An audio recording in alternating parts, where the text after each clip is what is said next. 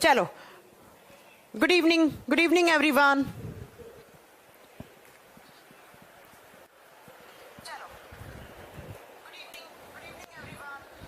हाँ जी, good evening everyone. कैसे हैं आप सब लोग? कुमार सत्यम जी आ चुके हैं, निशांत सिंह जी आ चुके हैं, पंकज कुमार राणा, उमेश कुमार, सोहन कुमार, मुकुल कुमार, सूरज तिवारी, असलम खान, राहुल राठौड़, उसके बाद है विराट खान। कुमार सत्यम कह रहे बहुत नेट जा रहा है वीडियो देखने में। बेटा क्वालिटी ऑप्शन आ जाएगा, बस एक सप्ताह के अंदर अंदर आपका क्वालिटी ऑप्शन आ जाएगा। उसके बाद आपके जो इंटरनेट है वो बहुत कम लगेगा वीडियोस को देखने के लिए। चलो, अमित शर्मा जी बेटा गुड इवनिंग, और अनिल यादव जी बेटा good evening, Aslam Khan, Rahul, DS Rahul, और पीयूष कुमार, अक्षय कुमार, अनीश मोहम्मद। चलो, विराट कोहली, अरे विराट कोहली मैम डाउनलोड का ऑप्शन, विराट कोहली जी अभी डाउनलोड का ऑप्शन नहीं दे पाएंगे, थोड़ा सा आपको इंतजार करना पड़ेगा। कर रही है हमारी टेक्निकल टीम काम। पंकज रमा कह रहे हैं मैम क्वालिटी चेंज नहीं होती है। देखो लाइव वीडियो में क्वालिटी चेंज होती है। यहां पर देखो राइट साइड में, यहां पर एक लाइन बनी हुई आ रही है ऐसे, देखो अभी मेरे वीडियो में जब चल रहा है लाइव तो ऐसे लाइन बनी हुई आ रही ना, इस लाइन पे क्लिक करोगे तो यहाँ पर आपको लाइव क्लास में क्वालिटी ऑप्शन प्रोवाइड करवा दिया है हमने। देखिए जरा एक बार, जैसे ये मेरा फोन है, इस फोन में आपकी वीडियो चल रही है, ये देखो ऐसे, तो यहाँ पर ये जो आ रहा है ना राइट हैंड साइड में, तो यहाँ पर आपके क्वालिटी के ऑप्शन आ रहे हैं। देखो मेरे पास ये आ चुके हैं क्वालिटी के ऑप्शन। ऐसे ही आपके फोन में भी क्वालिटी के ऑप्शन आ रहे होंगे, लेकिन रिकॉर्डेड वीडियो में अभी क्वालिटी ऑप्शन नहीं आया है, आ जाएगा। ठीक है, बस रिकॉर्डेड वीडियोस में क्वालिटी ऑप्शन नहीं आ रहा है, यही तो छोटा सा। देखो अभी लाइव में ले आए ना, ऐसे हमारी टेक्निकल टीम काम कर रही है बेटा, बहुत जल्दी आपका रिकॉर्डेड में भी आ जाएगा क्वालिटी ऑप्शन। थोड़ा सा क्वालिटी चेंज ऑप्शन आता है, लाइव में आता है बेटा, लाइव में आता है, और रिकॉर्डेड वीडियोस में नहीं आता है, तो उनमें भी आ जाएगा, बहुत जल्दी आ जाएगा। टीम काम कर रही है, टेक्निकल टीम, थोड़ा सा पेशेंस रखिए। मुझे आप लोगों को जितना आपको टेंशन है ना, उससे कहीं गुना मुझे टेंशन हो रही है कि बच्चे कैसे देख रहे होंगे जिनके घर में वाईफाई नहीं है। जिनको वाईफाई है उनको तो कोई प्रॉब्लम ही नहीं है, वो तो बढ़िया अपनी क्लासेस ले रहे होंगे, लेकिन जो मोबाइल के इंटरनेट डेटा से देख रहे होंगे उनके लिए थोड़ा सा प्रॉब्लमेटिक है चीज, लेकिन उसके लिए काम कर रही है टेक्निकल टीम। ठीक है, चलो उसके बाद कह रहे हैं लाइव वीडियो में है। हाँ रोहित राज बेटा लाइव वीडियो में है। मुन्ना माथुर साउंड आ चुकी है, रोहित राजकुमार सबको साउंड आ चुकी है। ठीक है, चलो मैम दूसरे फोन में एप्लीकेशन नहीं ओपन हो रहा है बेटा, एक बारी में एक मोबाइल फोन में होगा, दूसरे में नहीं होगा। ठीक है, एक बार में एक मोबाइल फोन में देख पाओगे, ये थोड़ी ना है कि आप एक साथ 10-15 मोबाइल में देख लोगे, नहीं। वो प्राइवेसी, एक हर एक कंपनी की प्राइवेसी होती ना। चलो स्टार्ट करते हैं फिर आज की क्लास। ये बताओ स्टार्ट करें फिर अपना, क्या पढ़ रहे थे हम? ह्यूमन हार्ट के बारे में पढ़ रहे थे। और बेटा आप थोड़ा सा सिलेबस को हमें खींचना भी पड़ेगा। खींचने का मतलब है थोड़ा ज्यादा भी पढ़ाऊं तो बस एडजस्ट कर लेना। अगर मैं थोड़ा ज्यादा भी पढ़ाऊं ना तो एडजस्ट कर लेना, क्योंकि हम बहुत पीछे हैं। मानव हृदय के बारे में पढ़ रहे थे, ह्यूमन हार्ट के बारे में। और आज तो आपका फिजिक्स का क्लास भी हुआ है ना? हाँ आज तो फिजिक्स का क्लास भी हुआ, कल नहीं होगा, परसों वापस होगा फिजिक्स का क्लास। ठीक है, चलो बेटा सबके कमेंट दिख रहे हैं। मुन्ना माथुरी है जो भी आपका नाम है, दिख रहे हैं आपके। ठीक है मैम, लाइव बैचेस में समझ में नहीं आता तो उसको पीछे करके देख नहीं पाते हैं। लाइव क्लास में पीछे कैसे देख लोगे बेटा यार? लाइव क्लास में जो टीचर पढ़ा रहा है उसके हिसाब से पढ़ो ना। ठीक है, चलो अब सुनो, हम ह्यूमन हार्ट के बारे में पढ़ रहे थे और आज आपका फिजिक्स भी हुआ था शायद, जहां तक मुझे याद है ना? हुआ होगा, लेकिन हाँ अब मैं केमिस्ट्री की क्लासेस भी दिवाली के बाद स्टार्ट कर दूंगी। दिवाली के बाद आपका रेगुलर केमिस्ट्री क्लासेस भी महासंगम 3 बैच में प्रॉपर तरीके से चलेंगी। चलो सुनो फिर मेरी बात को ध्यान से। हाँ फिजिक्स हुआ है ना? हाँ जी फिजिक्स हुआ है, कल नहीं होगा, परसों वापस आपकी फिजिक्स की क्लासेस होंगी। ठीक है, अंकुर सर कल कहेंगे कि हार्ट कैसा ऑर्गन है, कहाँ होता है, उसकी लोकेशन क्या है। फिर मैंने बताया था कि हार्ट के अंदर कितने चैम्बर होते हैं, कौन से में प्योर ब्लड रहता है, कौन से में इम्प्योर ब्लड रहता है, ये सारी इंफॉर्मेशन मैंने आपको दे दी थी। उसके बाद हमने क्या स्टार्ट किया था? हमने स्टार्ट किया था ब्लड वेसल्स पढ़ना। ब्लड वेसल्स में मैंने कितना कुछ पढ़ाया था। ब्लड वेसल्स बोले तो रक्त वाहिकाएं। क्या होती हैं ब्लड वेसल्स? जिनको आम भाषाओं में आप क्या बोलते हैं? नसें। नसें बोलते हैं ना, नसों में खून दौड़ता है, लेकिन एक्चुअली वो नसें नहीं होती हैं, वो क्या होती हैं? आपकी ब्लड वेसल्स। और ब्लड वेसल्स क्या होती हैं तो जरा ध्यान से सुनिएगा कि वो पतली पतली पाइप जो हमारे बॉडी में ब्लड को ट्रांसपोर्ट करती हैं, हमारे हार्ट तक खून लेकर आती हैं और हार्ट से लेकर जाती हैं। हार्ट तक लेकर आती हैं और हार्ट से लेकर जाती हैं, उनको हम ब्लड वेसल्स कहते हैं, रक्त वाहिकाएं कहते हैं। ठीक है, और बफरिंग कहां हो रहा है ब्रिजेस? वीडियो तो सही चल रहा है, बफरिंग कहां से हो रही है आपके? आप अपना क्वालिटी डिक्रीज कर लीजिए। मेरी क्लास में तो, मेरे फोन में तो प्रॉपर चल रहा है, आपका इंटरनेट कमजोर होगा। बफरिंग कहां?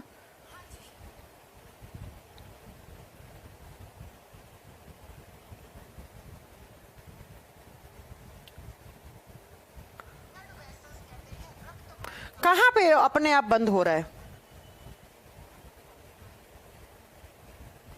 ओके, एक सेकेंड रुकिए, थोड़ा सा प्रॉब्लम है शायद, बीच बीच में से घूमकर ऑफ हो रहा है ना।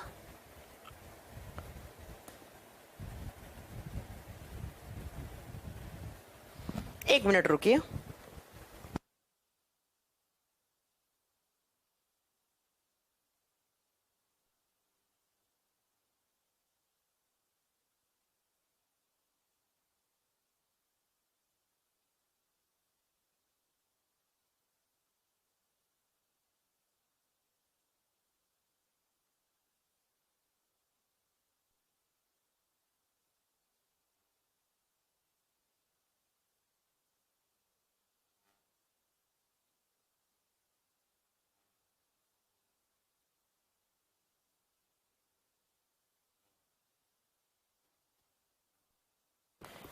चलो अभी ठीक है, अभी ठीक करवा दिए मैंने, अभी ठीक चलेगी क्लास, कोई प्रॉब्लम नहीं होगा।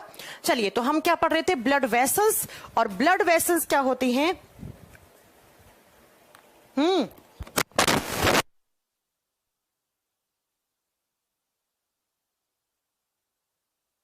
चलो सुनो, तो क्या है, अभी सही है ना, कोई प्रॉब्लम नहीं, मैंने ठीक करवा दिया है। शायद वो इंटरनेट ही, मेरा ही इंटरनेट खराब हो रहा होगा, इतना हो रहा होगा। चलो देखिए, ब्लड वेसल्स क्या होती हैं? वो पतली पतली पाइप्स जो हमारे हार्ट तक खून को लेकर आती हैं और हार्ट से लेकर जाती हैं, उन पाइप को हम क्या बोलते हैं? ब्लड वेसल्स बोलते हैं। फिर मैंने आपको क्या बताया था कि ब्लड वेसल्स 3 टाइप की होती हैं। कौन कौन सी होती हैं? जल्दी से रिवाइज कर लेते हैं, फिर आगे स्टार्ट करते हैं। 1 नंबर पे आती है आर्टरी। आर्टरी का मतलब होता है धमनी। मैंने कहा था ऐसी ब्लड वेसल्स जिनके अंदर ऑक्सीजन वाला ब्लड घूमता है, ऐसी ब्लड वेसल्स जिनके अंदर ऑक्सीजन का अमाउंट ज्यादा है। ब्लड वेसल्स है तो इसके अंदर क्या होगा? खून होगा। तो ऐसी ब्लड वेसल्स जिनके अंदर जो खून है, उस खून में ऑक्सीजन क्या हो? ज्यादा हो, उन्हें हम आर्टरी कहते हैं, उन्हें हम धमनियां कहते हैं। और दूसरा उसके बाद आती है वेन्स। वेन्स जिन्हें हम सिराएं कहते हैं। और सिराएं में कैसा ब्लड होता है? ऐसा ब्लड जिसके अंदर CO2 की मात्रा ज्यादा है, वो किस में रहता है? वेन्स में। और तीसरा आता है ब्लड कैपिलरीज, या आप अकेला कैपिलरीज लिख दो, कोई बड़ी बात नहीं है। ब्लड कैपिलरीज हिंदी में बोलेंगे रक्त केशिकाएं, रक्त केशिकाएं। और इनमें कैसा ब्लड रहता है? तो इनमें रहता है मिक्स्ड। मिक्स्ड क्यों रहता है? क्योंकि ये मैम एक आर्टरी को एक वेन से जोड़ने का काम करते हैं। ठीक है, ये एक धमनी को एक सिरा से जोड़ने का काम करते हैं। अब इतनी क्लास तो हमने लास्ट क्लास तक पढ़ ली थी। अब मैं आपको कुछ बातें बताने जा रही हूं जो एग्जाम में आपको बहुत अच्छे से नोट करनी है। ठीक है, जो एग्जाम के पॉइंट ऑफ व्यू से बहुत अच्छे आपका, ठीक है, अभी तो एकदम ठीक चल रही है क्लास, कोई प्रॉब्लम नहीं है, मैं सामने देख पा रही हूं अपने क्लास को। चलिए सुनिए, आर्टरी देखो, बहुत सारी आर्टरीज होती हैं। मैंने ये बात भी बताई थी कि आर्टरीज का कलर कैसा होता है? रेड कलर की होती है, लाल रंग की होती है। फिर मैंने वेन्स का कलर बताया था, किस कलर की होती है? ब्लू कलर की होती है, नीले रंग की होती है। और ये जो ब्लड कैपिलरीज में जो ब्लड होता है, उसके अंदर खून होता है, उसका कलर कैसा होता है? रेड होता है, लाल होता है। अब बच्चों बहुत सारी आर्टरी हैं, तो एग्जाम में क्वेश्चन क्या आता है? एग्जाम में क्वेश्चन आता है कि इतनी सारी आर्टरी में सबसे बड़ी आर्टरी कौन सी होती है? लार्जेस्ट आर्टरी कौन सी होती है? हिंदी मीडियम में बच्चा लिखेगा महाधमनी। महा का मतलब, महा का मतलब होता है बड़ा। सबसे बड़ी धमनी कौन सी होती है? ये एग्जाम का क्वेश्चन है। लार्जेस्ट आर्टरी होती है बच्चों, इसका नाम होता है अयोटा। अयोटा या ओटा। सबसे बड़ी धमनी कौन सी होती है? ओटा या अयोटा। बहुत सारे एग्जाम में क्वेश्चन आता है अयोटा से। अब बच्चों सिर्फ ये नहीं पूछेगा आपसे कि सबसे बड़ी आर्टरी कौन सी होती है, तब तो आप नाम याद कर लोगे। नहीं, एक ने बोला है पल्मोनरी आर्टरी, गलत आंसर है आपका। अगर मैं बोलूं कि सबसे बड़ी आर्टरी कौन सी है, अयोटा है, ओटा है। लेकिन आप मेरी बात को ध्यान से सुनना, एग्जाम में कैसे क्वेश्चन आता है। एग्जाम में क्वेश्चन आता है कि जो अयोटा है वो हमारे हार्ट के किस चैम्बर से जुड़ी हुई होती है। अब हार्ट में कितने चैम्बर हैं? ह्यूमन हार्ट में कितने चैम्बर होते हैं? 4 चैम्बर, पहले ही पढ़ा चुकी हूं। कौन कौन सा? इस चैम्बर को क्या बोलेंगे? इसे बोलेंगे लेफ्ट ओरिकल। इसे क्या बोलेंगे? Right Oracle. इसे क्या बोलेंगे? Right ventricle. हिंदी मीडियम वाले बच्चों इंग्लिश में भी नाम याद कर लेना। और उसके बाद मैंने बताया था इधर कैसा ब्लड रहता है? CO2 वाला। इधर भी कैसा? CO2 वाला। यहां कैसा? ऑक्सीजन। यहां कैसा? ऑक्सीजन वाला। अब बच्चों एक बात बताओ, एग्जाम में क्या क्वेश्चन आएगा कि सबसे बड़ी आर्टरी अयोटा है, वो हार्ट के किस चैम्बर से जुड़ी हुई होती है? आर्टरी है तो आर्टरी में कैसा खून रहता है? ऑक्सीजन वाला। इसका मतलब मैम ऑक्सीजन वाला खून जहां होगा उसी चैम्बर से जुड़ी हुई होगी। अब ऑक्सीजन वाला खून या तो इस चैम्बर में है या इस चैम्बर में है, तो इन दोनों से किस चैम्बर से कनेक्टेड होती है? तो जो सबसे बड़ी आर्टरी है जिसे आप अयोटा बोलते हैं वो जुड़ी हुई होती है इससे। यहां से ऐसे एक बड़ा सा पाइप, बड़ी सी एक ब्लड वेसल निकलती है जिसका नाम होता है ओटा या अयोटा, और इसी को बोलते हैं लार्जेस्ट आर्टरी। तो इसके नीचे क्या लिख दोगे? It is connected with left ventricle. ये किससे जुड़ी हुई है? ये हमारे हार्ट के लेफ्ट वेंट्रिकल से जुड़ी हुई होती है, बाएं नीले से जुड़ी हुई होती है। और एक बात बताऊं आपको, जब कभी भी आप ब्लड का प्रेशर, बीपी चेक करवाने जाते हैं, है ना, बीपी चेक करवाने जाते हैं ना, तो बीपी जब चेक करवाने जाते हैं तो डॉक्टर बीपी वाली मशीन हमेशा लेफ्ट हैंड पे लगाता है। देखना आप राइट पे भी लगा सकता है, लेकिन generally doctor most of the time left hand पे लगाता है। क्यों लगाता है? क्योंकि लेफ्ट डायरेक्शन से ही आपके यहां से अयोटा निकलती है, और बीपी में इसी अयोटा के अंदर जो ब्लड है उस ब्लड का प्रेशर चेक किया जाता है। इसीलिए लेफ्ट हैंड पर आपका बीपी वाला मशीन आपको हमेशा यहां लगाया जाता है। ठीक है, चलो, तो लेफ्ट वेंट्रिकल से ओटा जुड़ा हुआ होता है। और अब आते हैं वेन्स में। जब वेन्स की बात करते हैं तो वेन्स में सबसे बड़ी वेन कौन सी होती है? एग्जाम में ये क्वेश्चन आता है। सबसे बड़ी जो वेन होती है जिसे हम बोल सकते हैं लार्जेस्ट वेन, हिंदी में भी लिखेगा लार्जेस्ट वेन, महासीरा। वो महाधमनी है, ये महासीरा। लार्जेस्ट वेन का नाम होता है वेना कावा। Vena cava. अब वेना कावा बच्चों 2 होती हैं, अयोटा तो 1 थी, इसलिए हमने लिख दिया कि लेफ्ट वेंट्रिकल से जुड़ी हुई है, लेकिन वेना कावा 2 होती हैं। वेना कावा 2 होती हैं, और कौन कौन सी? बेटा कोई रिकॉर्डेड क्लास नहीं है। कौन है ये? मैं इतना पढ़ा रही हूं, आपका नाम ले रही हूं। कौन है ये? मौसमी प्रवीण। क्या करूं मैं आपका यार, सर पे उठा के नाचूं क्या आप लोगों को? कितना लेट आते हो 20 मिनट क्लास में और आके आप बोल देते हो रिकॉर्डेड क्लास है, कैसे काम चलेगा? लार्जेस्ट वेन वेना कावा है। 2 वेना कावा होती है। एक होती है बच्चों सुपीरियर वेना कावा, एक होती है सुपीरियर वेना कावा, हिंदी में सेम नाम लिखना है आपको। दूसरी होती है इंफीरियर वेना कावा। Superior vena cava, inferior vena कावा। तो अगर आपसे क्वेश्चन ने पूछा कि सबसे बड़ी वेन कौन सी है, तो ऑप्शन में मे भी आपको मिलेगा वेना कावा, तब तो हमारा आंसर क्या हो जाएगा? Vena cava. लेकिन पूछे वेना कावा में बड़ा कौन सा है, तब आपको आंसर क्या देना पड़ेगा? ये जो इंफीरियर वेना कावा है, इंफीरियर का मतलब होता है लो लेवल, नीचे वाला। कभी आपने सुना है जो लोग ज्यादातर इंग्लिश टर्म यूज करते हैं वो लोग क्या बोलते हैं? मैं सुपीरियर हूं, तुम मेरे से इंफीरियर हो। इंफीरियर का मतलब है तुम मेरे से नीचे हो, तुम्हारा लेवल मेरे से नीचे है, चाहे वो पढ़ने लिखने का लेवल हो, किसी भी चीज का लेवल हो। तो मैं सुपीरियर हूं, मैं ऊपर हूं, तो ये ऊपर लगी हुई होती है, ये इसके नीचे लगी हुई होती है। इसलिए इन दोनों में ज्यादा कौन है, तब आप बताओगे इंफीरियर वेना कावा ज्यादा बड़ी होती है। इसको माना जाता है लार्जेस्ट वेन। इसीलिए एनसीईआरटी में आपको जब देखोगे, एनसीईआरटी पढ़ोगे ह्यूमन हार्ट वाले चैप्टर में, तब आपको समझ में आएगा वहां पर कि इंफीरियर वेना कावा लिखा हुआ लार्जेस्ट वेन होती है। सबसे बड़ी सिरा इंफीरियर वेना कावा होती है, वहां पर ये लिखा हुआ मिलेगा। अब अयोटा किससे जुड़ी हुई थी? लेफ्ट वेंट्रिकल से। ऐसे ही आपसे क्वेश्चन आएगा कि सुपीरियर वेना कावा या इंफीरियर वेना कावा या वेना कावा हार्ट के किस चैम्बर से जुड़ी हुई है? तो हमारा हार्ट कुछ इस तरीके से, और हार्ट के ये 4 चैम्बर, और जो ऊपर वाला ये वाला है, ये कौन सा है? ये है राइट ओरिकल, दायां आलिंद। इससे जुड़ी हुई होती है दोनों वेना कावा, एक ऐसे ऊपर जुड़ी हुई होगी, एक ऐसे नीचे जुड़ी हुई होगी। तो ऊपर वाली कौन सी होगी? सुपीरियर वेना कावा, क्योंकि ये ऊपर है, और ये जो इंफीरियर वेना कावा है ये नीचे की तरफ है, ये नीचे की तरफ है।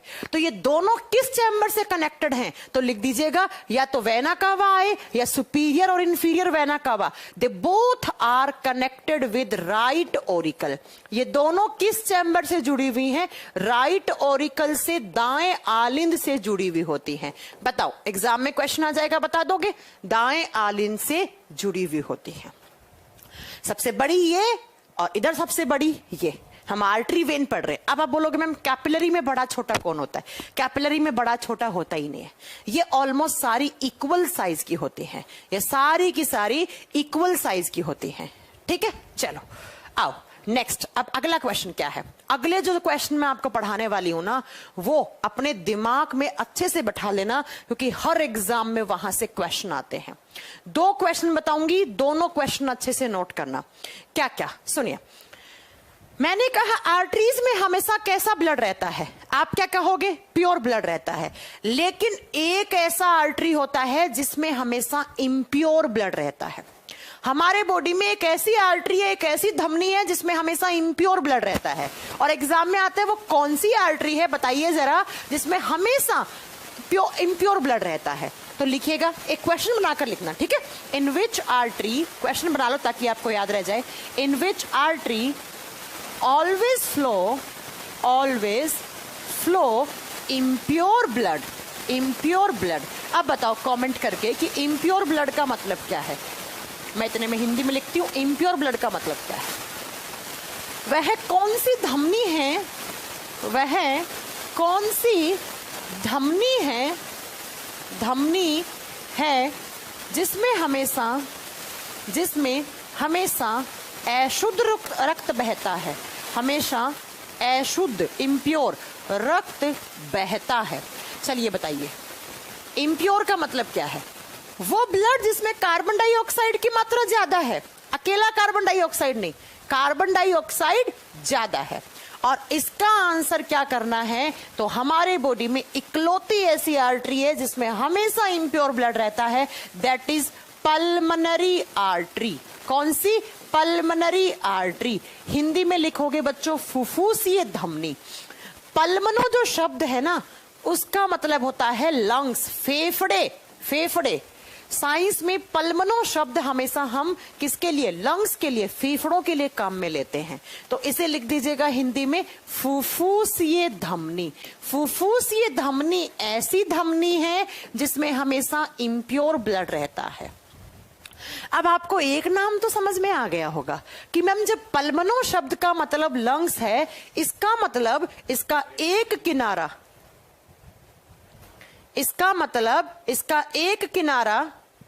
क्लियर साउंड नहीं आ रही है क्या? क्लियर है साउंड? हाँ, किरकिर हो रहा है साउंड में।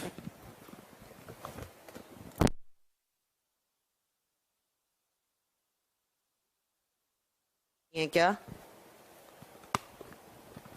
सबको क्लियर है? चलो अब और अच्छी क्लियर आ जाएगी। देखो, मैंने कहा पल्मनो का मतलब लंग्स है, इसका मतलब एक किनारा तो इसका किससे जुड़ा हुआ होगा? आपके फेफड़ों से, लंग से। लेकिन दूसरा किनारा किससे? हमारे हार्ट से, हमारे हृदय से। अब एग्जाम में क्वेश्चन आता है पल्मनरी आर्टरी हार्ट के किस चैम्बर से जुड़ी हुई होती है? अब ये बताओ, इसमें कैसा ब्लड है, प्योर या इम्प्योर? इसमें इम्प्योर ब्लड है। और इम्प्योर हमारे हार्ट की किस डायरेक्शन में रहता है? राइट डायरेक्शन में रहता है। अब राइट से हमने इस ऊपर वाले से तो सुपीरियर और इंफीरियर वेना कावा को जोड़ दिया, तो बचा कौन सा? ये वाला। ये कौन सा है? राइट वेंट्रिकल, बायां निलय। और इससे ऐसे एक आर्टरी निकलती है जो हमारे हार्ट से खून को ऐसे लेकर जाती है, और किसके पास लेकर जाती है? लंग्स, फेफड़ों के पास लेकर जाती है।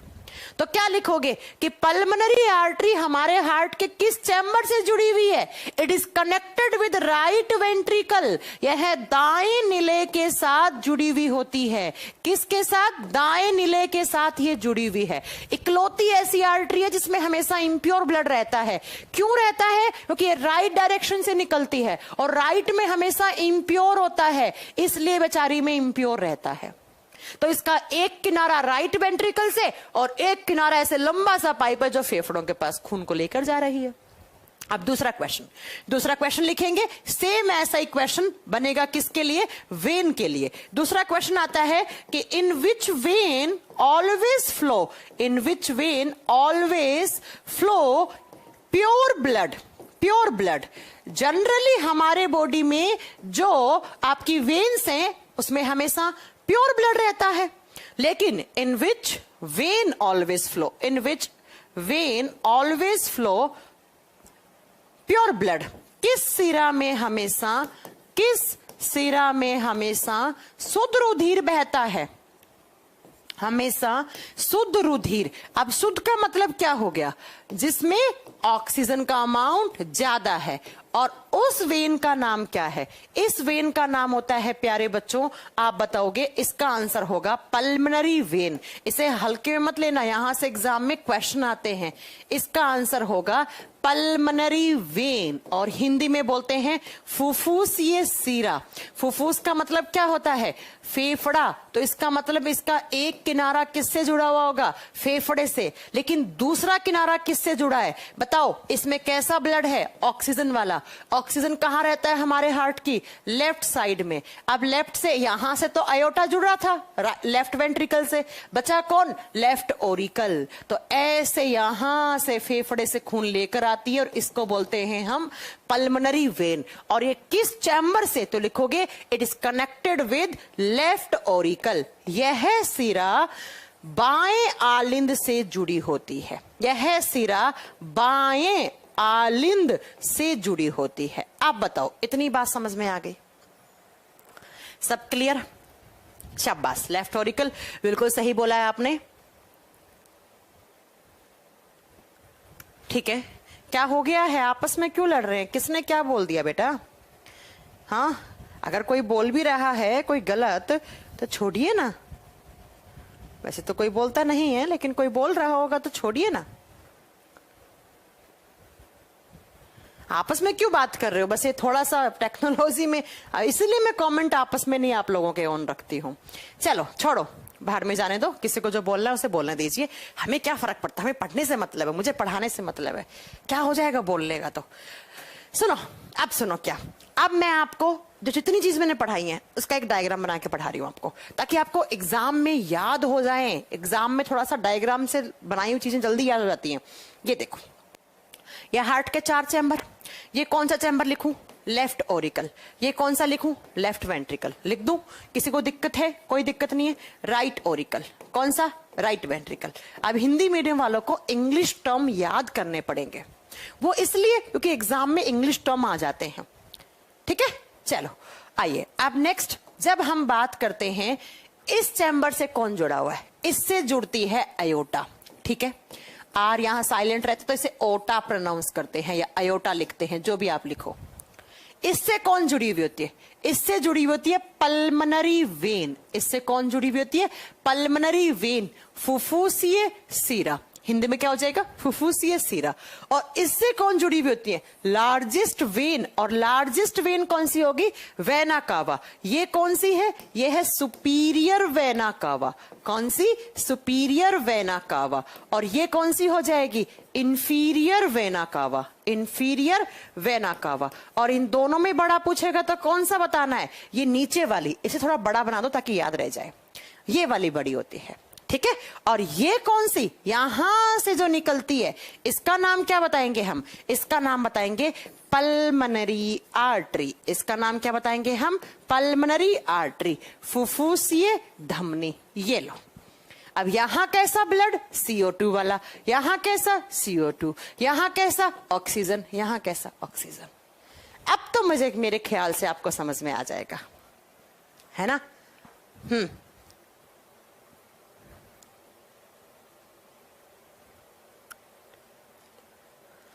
ठीक है, चलो बता दोगे? ये क्वेश्चन आया, आंसर क्या करोगे? सुपीरियर इंफीरियर वेना कावा में कैसा खून है? इम्प्योर।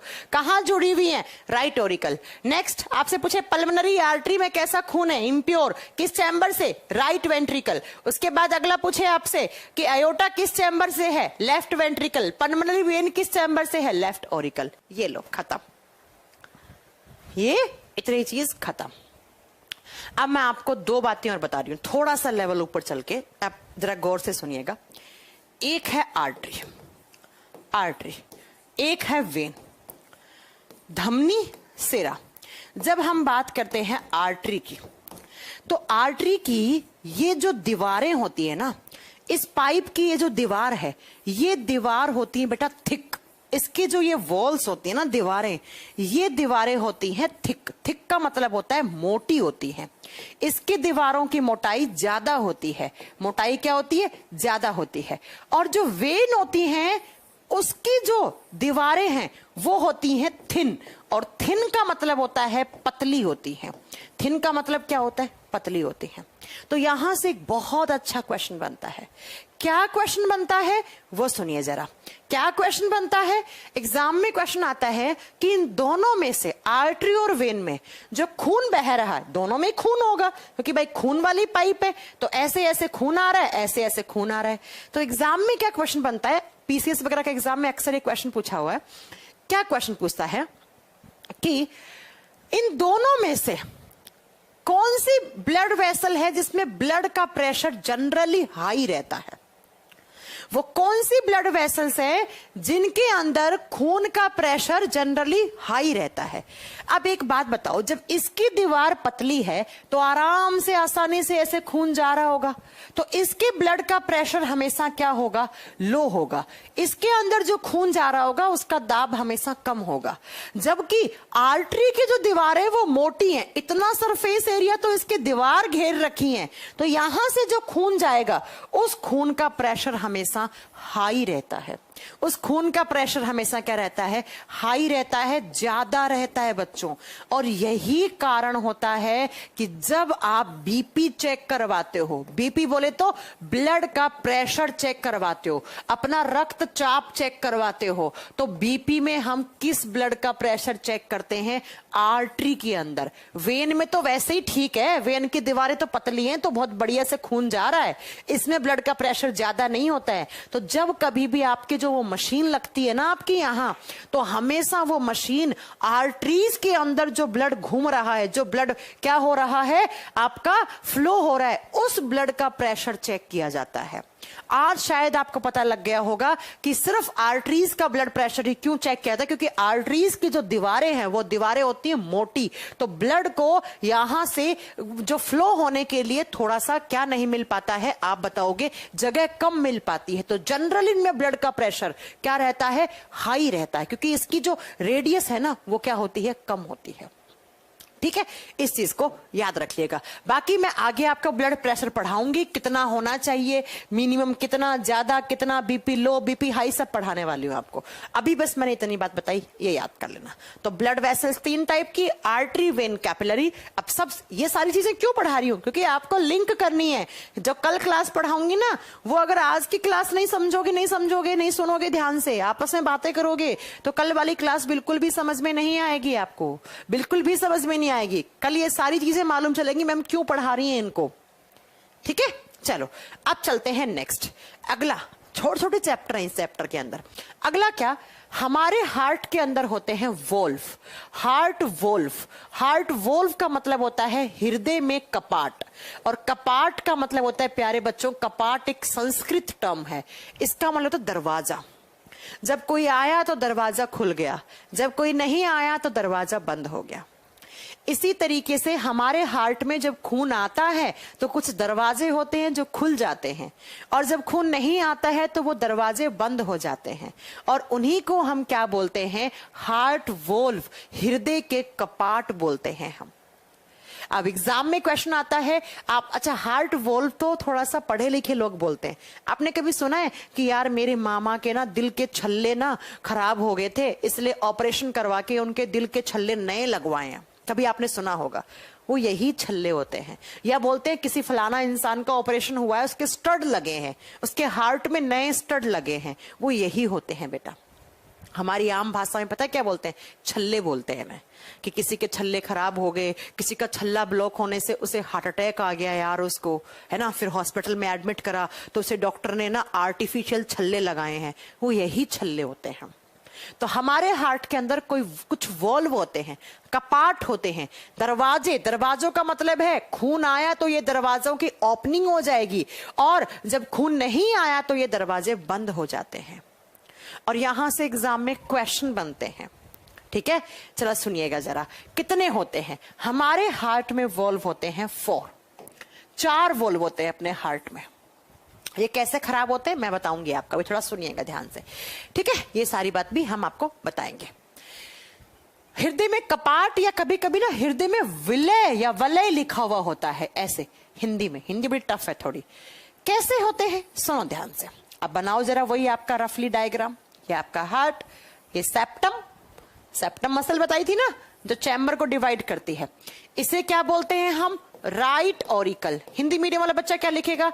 दायां आलिंद, दायां आलिंद। और इसे क्या बोलते हैं? Right ventricle. क्या लिखेंगे? दायां निलय। मैं ना इस शनिवार इतवार को आपकी क्लास लूंगी, ठीक है, क्योंकि थोड़ा सा सिलेबस मेरा पीछे चल रहा ना, तो आप लोग उस चीज के लिए प्रिपेयर रहिएगा पहले से। शनिवार को मैं क्लास लूंगी, ठीक है। इतवार को मैं ना लूं, लेकिन शनिवार को क्लास लूंगी मैं, इसके लिए थोड़ा प्रिपेयर रहना। जनरली आपके बैच में शनिवार को क्लास नहीं होती, लेकिन मैं लूंगी इस बार, और थोड़ी बड़ी क्लास लूंगी, वो भी याद रखना। 2 से 2.5-3 घंटे की क्लास लूंगी, ताकि थोड़ा सा सिलेबस अपना थोड़ा आए, लाइनअप में हो। इधर इसे बोलते हैं लेफ्ट ऑरिकल, बायां आलिंद, बायां आलिंद। और नीचे वाले को बोलते हैं लेफ्ट वेंट्रिकल, बायां निलय। अब कहां कहां होते हैं ये वाल्व या वलय, ये कपाट कहां होते हैं? तो इस चीज को जरा ध्यान से रखिए, सुनिएगा। ये राइट साइड है, राइट ऑरिकल, राइट वेंट्रिकल के बीच का ये जो मसल है, ये जो मांस है, ये क्या है आपका? ये क्या है? आपकी सेप्टम। इस सेप्टम के ऊपर यहां पर ऐसे क्या होते हैं बेटा? 3 कपाट होते हैं, 3 दरवाजे बने हुए, 3 छल्ले बने हुए। अब दिखने में लग रहा है ना छल्ला है गोल गोल, इसलिए हम लोग आम भाषा में इन्हें छल्ले बोलते हैं। इन्हें बोलते हैं वॉल्व। कितने हैं? 3, इसलिए इनका नाम पड़ता है ट्राइकस्पिड वॉल्व। क्या नाम पड़ता है? Tricuspid valve. और हिंदी में नाम पड़ता है इनका त्रिकपर्दी कपाट, 3 पर्दों वाला कपाट, 3 पर्दों वाला दरवाजा। एग्जाम में कैसा क्वेश्चन आएगा? ट्राइकस्पिड वॉल्व कहां होता है? तो बताओ किस डायरेक्शन में है? Between right auricle and right ventricle. दाएं आलिंद और दाएं नीले के बीच में 3 कपाट होते हैं, 3 छल्ले जैसी स्ट्रक्चर होती हैं, तो इन्हें हम क्या बोलते हैं? ट्राइकस्पिड वॉल्व बोलते हैं, ट्राइकस्पिड वॉल्व बोलते हैं। चलो दूसरा, लेफ्ट साइड में जो लेफ्ट ऑरिकल और जो लेफ्ट वेंट्रिकल है, उसके बीच में 2 होते हैं, इसलिए इनका नाम पड़ता है बाइकस्पिड वॉल्व।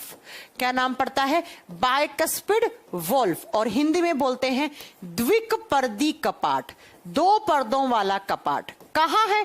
इसकी लोकेशन अपने आप नोट्स बना लोगे कि ये पाया जाता है बाएं आलिंद और बाएं नीले के बीच में, ये पाया जाता है दायां आलिंद और दाएं नीले के बीच में। 2 तो ये हो गए, बाइकस्पिड, ट्राइकस्पिड। अब आते हैं तीसरा, ये जो राइट वेंट्रिकल है, इसमें होता है ऐसे आधा आधा, और इसे बोलते हैं semi lunar valve, semi lunar valve. अर्ध चंद्र कपाट, आधे चांद के जैसा बना हुआ, अर्ध चंद्र कपाट, आधे चांद के जैसा बना हुआ कपाट। देख रहे हो? आधा चांद। ये तो पूरे होते हैं, ये आधा है। किस चैम्बर में है? राइट वेंट्रिकल में। और एक वॉल्व होता है यहां पर, ये आयोटिक, इससे आयोटा निकलती है, बताया है, ऐसे आयोटा निकल जाती है, तो इस वॉल्व का नाम पड़ता है आयोटिक वॉल्व, आयोटिक वॉल्व। और हिंदी में बोलेंगे आयोटिक कपाट। तो जरा बताओ कितने हो गए टोटल? 4 हो गए। लेकिन एनसीईआरटी में इस बाइकस्पिड का एक नाम और दे रखा है, इसे मिट्रियल वॉल्व भी बोलते हैं, ये लिख लेना है ना, इसे मिट्रियल वॉल्व भी कहा जाता है, या मिट्रियल कपाट भी इसे एनसीईआरटी में नाम दिया हुआ है, इसलिए आपको इसको लिखना पड़ेगा। कितने हो गए टोटल? 4। कौन कौन से? Tricuspid valve, bicuspid valve, semilunar valve और आपका आयोटिक वॉल्व। टोटल कितने वॉल्व? 4 वॉल्व। अब आप लोग मेरे क्वेश्चन के आंसर करोगे। मैं आपसे 4 क्वेश्चन पूछना चाहती हूं, आंसर आपके बोर्ड पे छुपे हुए हैं। क्वेश्चन नंबर 1 मुझे बताइएगा कि ट्राइकस्पिड वॉल्व से कैसा खून निकलता है। ध्यान से सुनना, ये ट्राइकस्पिड यहां है, तो इसमें कैसा ब्लड होना चाहिए? प्योर होना चाहिए या इम्प्योर होना चाहिए? जल्दी से आंसर करो। ट्राइकस्पिड वॉल्व से कैसा ब्लड जाना चाहिए? बताओ कैसा? CO2 वाला? गोपाल कुमार ओके बेटा, आज पहली बार लाइव क्लास देख रहे हैं। यस। ये किस डायरेक्शन में है? राइट में। राइट में है तो ट्राइकस्पिड से कैसा खून गुजरता होगा? इम्प्योर गुजरता होगा। और इम्प्योर का मतलब क्या है? कार्बन डाइऑक्साइड वाला। बताओ अगर एग्जाम में क्वेश्चन आ गया, कर पाओगे नहीं कर पाओगे? कर लोगे। चलो दूसरा, सेमिलुनार वॉल्व से कैसा खून गुजरता है? बताओ इस वॉल्व में कैसा खून होगा? बताइए जल्दी से, सेमिलुनार वॉल्व से कैसा खून गुजरता है? आंसर कीजिए जल्दी से। आंसर, अगेन आंसर क्या आ गया? सेमिलुनार वॉल्व राइट डायरेक्शन में है, राइट में है, तो इसका मतलब क्या है? इम्प्योर। खत्म। ओ भाई कहां चला गया? इम्प्योर ब्लड जाएगा। तीसरा क्वेश्चन का आंसर करो, मिट्रियल वॉल्व या बाइकस्पिड वॉल्व से कैसा खून गुजरता है? बताइए, बाइकस्पिड वॉल्व या मिट्रियल वॉल्व से कैसा खून जाता है? प्योर, क्योंकि किस डायरेक्शन में? लेफ्ट में, तो लेफ्ट में हमेशा प्योर रहता है। आयोटिक वॉल्व से कैसा खून गुजरता है? अगला क्वेश्चन, आयोटिक वॉल्व से कैसा? प्योर। ये लो, ये 4 क्वेश्चन आपके तैयार हो गए। 4 क्वेश्चन तब बताए थे, आयोटा किससे जुड़ा हुआ है, वेना कावा किससे जुड़ा हुआ है, पल्मोनरी आर्टरी, पल्मोनरी वेन। 4, ये 8 क्वेश्चन एग्जाम के आज आपकी क्लास के तैयार हो गए। तैयार हो गए या नहीं हो गए? बताओ हो गए? ये सब क्यों पढ़ा रही हूं, सब समझ में आएगा, सुन लीजिएगा ध्यान से। अब मैम इन वॉल्व का काम क्या होता है, क्यों होते हैं ये वॉल्व? आओ इनका फंक्शन समझने के लिए, क्यों होते हैं ये वॉल्व। देखिए बेटा, आपके हार्ट में जब खून आता है तो इस वाले चैम्बर में आता है पहले। ये कौन सा चैम्बर है? Right auricle. राइट ऑरिकल में खून आया, राइट ऑरिकल भर गया। जितनी कैपेसिटी है उतना ही तो खून लेगा ये। जितना खून आना था उतना आ गया। जैसे ही खून आया और ये भर जाएगा, तो ये वाल्व कुछ नहीं है, मेम्ब्रेन होती है। ये पतली पतली पन्नी होती है ना, पन्नी घर में हम जिसमें सब्जियां लेते हैं, उस पन्नी का 150 हिस्सा पतला का पार्ट होता है। ये मान लो मेम्ब्रेन होती है हल्की सी। तो उस खून के अंदर CO2 आ रहा है। CO2 क्या है? हवा है। CO2 क्या है? एयर है। इस एयर से ये वाले जो वाल्व है, इसकी मेम्ब्रेन की ओपनिंग हो जाएगी। ये वाल्व ऐसे खुल जाएंगे, ऐसे। इनकी मेम्ब्रेन ऐसे लगी हुई थी, ऑक्सीजन और CO2 आ रहा है, हवा है, हवा से ऐसी हो जाती है, ऐसी होती है। सारा का सारा खून इस वाल्व से होता हुआ यहां आ जाएगा। ये कौन सा चैम्बर है आप बताओगे बेटा? राइट वेंट्रिकल है, यहां आ गया। अब इसमें जितना खून आना था उतना आ गया। अगर ज्यादा आएगा, 1 किलो की थैली में अगर आप 1.5 लीटर पानी डालोगे तो वो थैली फट जाएगी। तो अगर इसमें आपने ज्यादा खून दे दिया इस चैम्बर में, तो ये चैम्बर फट जाएगा। तो जितना खून आना था, इसकी जितनी क्षमता है उतना खून आ गया। बाद में ये वॉल्व यहां से क्लोज हो जाते हैं, बंद हो जाते हैं। तो यहां पर क्या काम हुआ? इन वॉल्व का काम हुआ ब्लड को डायरेक्शन देने का। भाई साहब यहां खून था, तो अगर ये खुलते नहीं तो क्या खून नीचे की तरफ आता? नहीं आता। तो हमारे हार्ट में जो खून आता है, उस खून को डायरेक्शन, उसे दिशा प्रदान करने का काम कौन करते हैं? वॉल्व। एग्जाम का क्वेश्चन कि सर्कुलेटरी सिस्टम में या ह्यूमन हार्ट में ब्लड को डायरेक्शन कौन देता है? कौन देता है? वॉल्व। अगर ये खुलते नहीं तो क्या खून नीचे की तरफ आता? नहीं। और दूसरा, जब ये बंद हो गया तो खून वापस भी तो ऊपर नहीं जाएगा, वापस भी तो ऊपर बैक फ्लो तो नहीं होगा। और अगर बैक फ्लो हो गया खून का, समझ लो कहानी खत्म है, मर जाओगे आप। तो दूसरा काम क्या होता है? ब्लड को बैक फ्लो होने से रोकते हैं। बैक फ्लो का मतलब है कि वापस ऊपर की तरफ जाने से बंद करते हैं। हार्ट में हमेशा खून ऐसे आता है। जिस दिन ऐसे गया ना, समझ लेना मरने वाले हो या मर चुके हो आप। तो अगर ये वॉल्व बंद नहीं होते तो क्या पता ऊपर की तरफ ऐसे खून निकल जाता। तो खून को डायरेक्शन देना और खून को वापस विपरीत दिशा में जाने से, बैकफ्लो होने से कौन रोकते हैं? वॉल्व रोकते हैं। ये दो काम। ऐसे ही बच्चा इधर देख लो, ऐसे ही इधर देख लो कि यहां से क्या होता है, यहां से ऐसे आपका खून आया बहुत सारा और ये बाइकस्पिड वॉल्व खुल गया।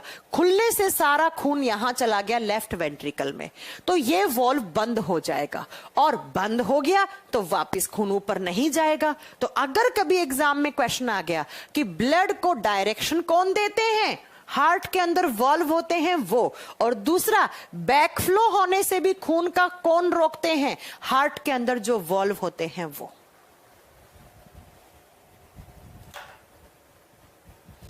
ठीक है, तो हार्ट के अंदर ब्लड को वापस विपरीत दिशा में जाने से रोकने वाले वॉल्व, और ये कब खराब होते हैं वो सुनिए, बताते हैं।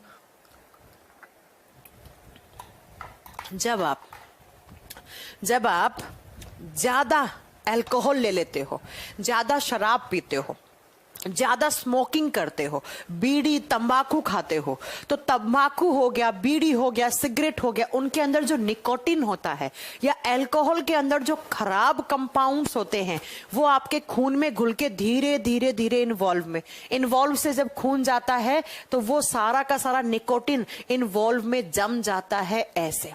या आपने सुना होगा कुछ लोगों का कोलेस्ट्रोल बढ़ जाता है। अब ये कोलेस्ट्रोल क्या होता है वो बात की बात है। आप अभी ये समझ लो कि कोलेस्ट्रोल होता है गाढ़ा सा लिक्विड, जैसे वैक्स होती है ना, मोम होता है, वैसा मान लो, मोम से थोड़ा पतला। वैक्स देखी ना, वैक्स, तो वैक्स जैसा हमारी बॉडी में एक गाढ़ा सा एक लिक्विड चीज होती है ना, उसे बोलते हैं कोलेस्ट्रॉल। ये कोलेस्ट्रॉल आके इन्वॉल्व में जम गया, या आपने ज्यादा स्मोकिंग वगैरह करी है तो उसके अंदर जो हानिकारक पदार्थ हैं, जो निकोटीन वगैरह है, वो आकर जब इन्वॉल्व में जम जाता है तो ये वॉल्व ब्लॉक हो जाते हैं। ऐसे ब्लॉक हो गया। अब आप बच्चों सोचो, जब ये वॉल्व ब्लॉक हो गया तो ऊपर का खून नीचे नहीं आएगा और नीचे से बाहर नहीं जाएगा फेफड़ों के पास, और यहां पर अगर ये जम गए तो इधर तो प्योर ब्लड है ना, ऑक्सीजन वाला है, तो हमारे बॉडी में ऑक्सीजन का ट्रांसपोर्टेशन रुक जाएगा। तो अगर किसी इंसान के ये वॉल्व ब्लॉक हो जाते हैं या ये खराब हो जाते हैं, खराब का मतलब खुले ही नहीं बेचारे, कभी परमानेंट बंद हो गए उसके, तो उस इंसान को आता है हार्ट अटैक। वैसे उस हार्ट अटैक को नाम क्या दिया जाता है? उसे नाम दिया जाता है कार्डियक अरेस्ट। उसे नाम दिया जाता है कार्डियक अरेस्ट। आपने ये केस सुना होगा श्रीदेवी के केस में कि श्रीदेवी को कार्डियक अरेस्ट आया था। जनरली जो बॉलीवुड इंडस्ट्री के लोग होते हैं उन्हें हार्ट अटैक नहीं आते, उन्हें कार्डियक अरेस्ट आते हैं। क्यों? क्योंकि वो लोग एक तो बहुत अल्कोहल लेते हैं, ड्रग्स लेते हैं, और ये अपना ये स्मोकिंग वगैरह करते रहते हैं, और साथ में वो लोग अपना फिजिक, अपना बॉडी अच्छा रखने के लिए वो खाते हैं बाहर से आर्टिफिशियल प्रोटीन, और वही प्रोटीन आके उनके बॉडी में कोलेस्ट्रोल जमाता है। अभी सिद्धार्थ शुक्ला को हार्ट अटैक आया था, वो यही हार्ट अटैक था, कार्डियक अरेस्ट था उनको, क्योंकि उन्होंने अपना फिजिक बनाने के लिए जिम में वो इतना प्रोटीन लेते थे आर्टिफिशियल, और उसी प्रोटीन को लेने से उनका कोलेस्ट्रोल का लेवल हाई हो गया था। इतना कोलेस्ट्रॉल जम जाता है कि धीरे धीरे ये वॉल्व जो हैं वो क्या हो जाते हैं? ब्लॉक हो जाते हैं। और जब वॉल्व ब्लॉक हो जाते हैं तो उस इंसान का हार्ट फेल हो जाता है, उसका हार्ट क्या हो जाता है? फेल हो जाता है। तो अगर मान लो एक वॉल्व ब्लॉक हुआ, तब तो भाई धीरे से आपको हल्का फुल्का आपको अटैक सा पड़ा, आपके चेस्ट में पेन सा हुआ, आपको डॉक्टर के पास ले गए तो डॉक्टर ने कह दिया कि भाई आपका तो ना कोलेस्ट्रॉल बढ़ा हुआ है, या आप ज्यादा स्मोकिंग करते हैं, सिगरेट तंबाकू या कुछ भी आप लेते हैं, उनसे आपका हार्ट का एक वॉल्व ब्लॉक हो गया, तो हम एक सर्जरी करेंगे, ये जो खराब हो गया वॉल्व ये तो फेंक देंगे, और एक कुछ आर्टिफिशियल वॉल्व होते हैं उनके पास, आर्टिफिशियल मसल्स होती हैं बनाई हुई, वो एज इट इज इसको निकाल के फेंक दिया और यहां पर ऐसे सेट कर दिया। तो हम बोलते हैं कि फलाना इंसान ने अपने हार्ट में छल्ले लगवाए हैं। अरे यार छल्ले लग गया, उसको तो पहला अटैक पड़ गया है, अब दूसरा कभी भी पड़ सकता है, पहला छल्ला खराब हो गया है, डॉक्टर कह रहा है अगर ऐसे ही रहा, ऐसे दारू पीता रहा, ऐसे सिगरेट पीता रहा तो 1-1.5 साल में दूसरा छल्ला भी खराब हो जाएगा यार, ऐसा। तो अगर 1-2 खराब हुए हैं तब तो ये सर्जरी पॉसिबल है, लेकिन मान लो इधर वाले दोनों ही ब्लॉक हो गए, इधर तो भाई CO2 वाला ब्लड था, इधर तो ऑक्सीजन वाला ब्लड है, और बिना ऑक्सीजन के आप सरवाइव थोड़ी कर सकते हैं। तो अगर इधर के दोनों ही एक साथ ब्लॉक हो गए तो आप समझ रहे हैं क्या होगा? कुछ नहीं होगा, आपके बॉडी के अंदर ऑक्सीजन का ट्रांसपोर्टेशन खत्म, नीले पड़ोगे और भगवान को प्यारे हो जाओगे। तो इस तरीके से जो वाल्व ब्लॉक होने से जो हार्ट अटैक आता है, उसे हार्ट अटैक नहीं, उसे कार्डियक अरेस्ट का नाम दिया जाता है। और जनरली ये इंसान को आता है कोलेस्ट्रॉल लेवल बढ़ने से, आपका लाइफ साइकिल खराब होने से, खा रहे हो बढ़िया तेल घी के पराठे बना के खा रहे हो, पड़ रहे हो बेड के ऊपर, एक्सरसाइज नहीं कर रहे हो, उस तेल घी को बर्न नहीं करवा रहे हो, वो तेल घी सीधा कोलेस्ट्रॉल लेवल बढ़ा रहा है, और फिर आगे चलकर ये होगा। और आजकल 5-5 साल के बच्चों को हार्ट अटैक आ रहा है इंडिया में। हर 1 मिनट में एक हार्ट अटैक, हार्ट की बीमारी से इंसान की डेथ हो रही है इंडिया में। मैंने अभी द हिंदू में आर्टिकल पढ़ा था, जिस दिन हार्ट डे था ना थोड़े दिन पहले, तब मैंने पढ़ा था कि अगर 3 मौतें होती हैं एक दिन में तो एक हार्ट की बीमारियों से जरूर होगी, पक्का होगी। इसलिए अपने हार्ट को हेल्दी रखें। तो इसे जब भी आप कार्डियक अरेस्ट सुनो ना कि फलाना इंसान को कार्डियक अरेस्ट आया है, उसका मतलब यह कि उस इंसान के वॉल्व हैं वो ब्लॉक हो गए, या खराब हो गए, या उनमें पस पड़ गया, या उनकी ब्लॉकेज हो गई है। कार्डियक अरेस्ट आता ही कब है? Due to blockage of heart valve. जब हार्ट के वॉल्व क्या हो जाते हैं? ब्लॉक हो जाते हैं, तब भी क्या होता है? कार्डियक अरेस्ट पड़ता है। तभी क्या पड़ता है? कार्डियक अरेस्ट पड़ता है। ठीक है, अब ये वॉल्व क्यों पढ़ाए मैंने, तो ये आपको कल की क्लास में बहुत अच्छे से समझ में आएगा। इतनी बात तो समझ में आ गई। हार्ट अटैक आने के रीजन बहुत सारे हो सकते हैं, लेकिन कार्डियक अरेस्ट आने का रीजन सिर्फ यही है। कार्डियक अरेस्ट आने का सिर्फ यही रीजन है। क्या क्लास रुक गई है?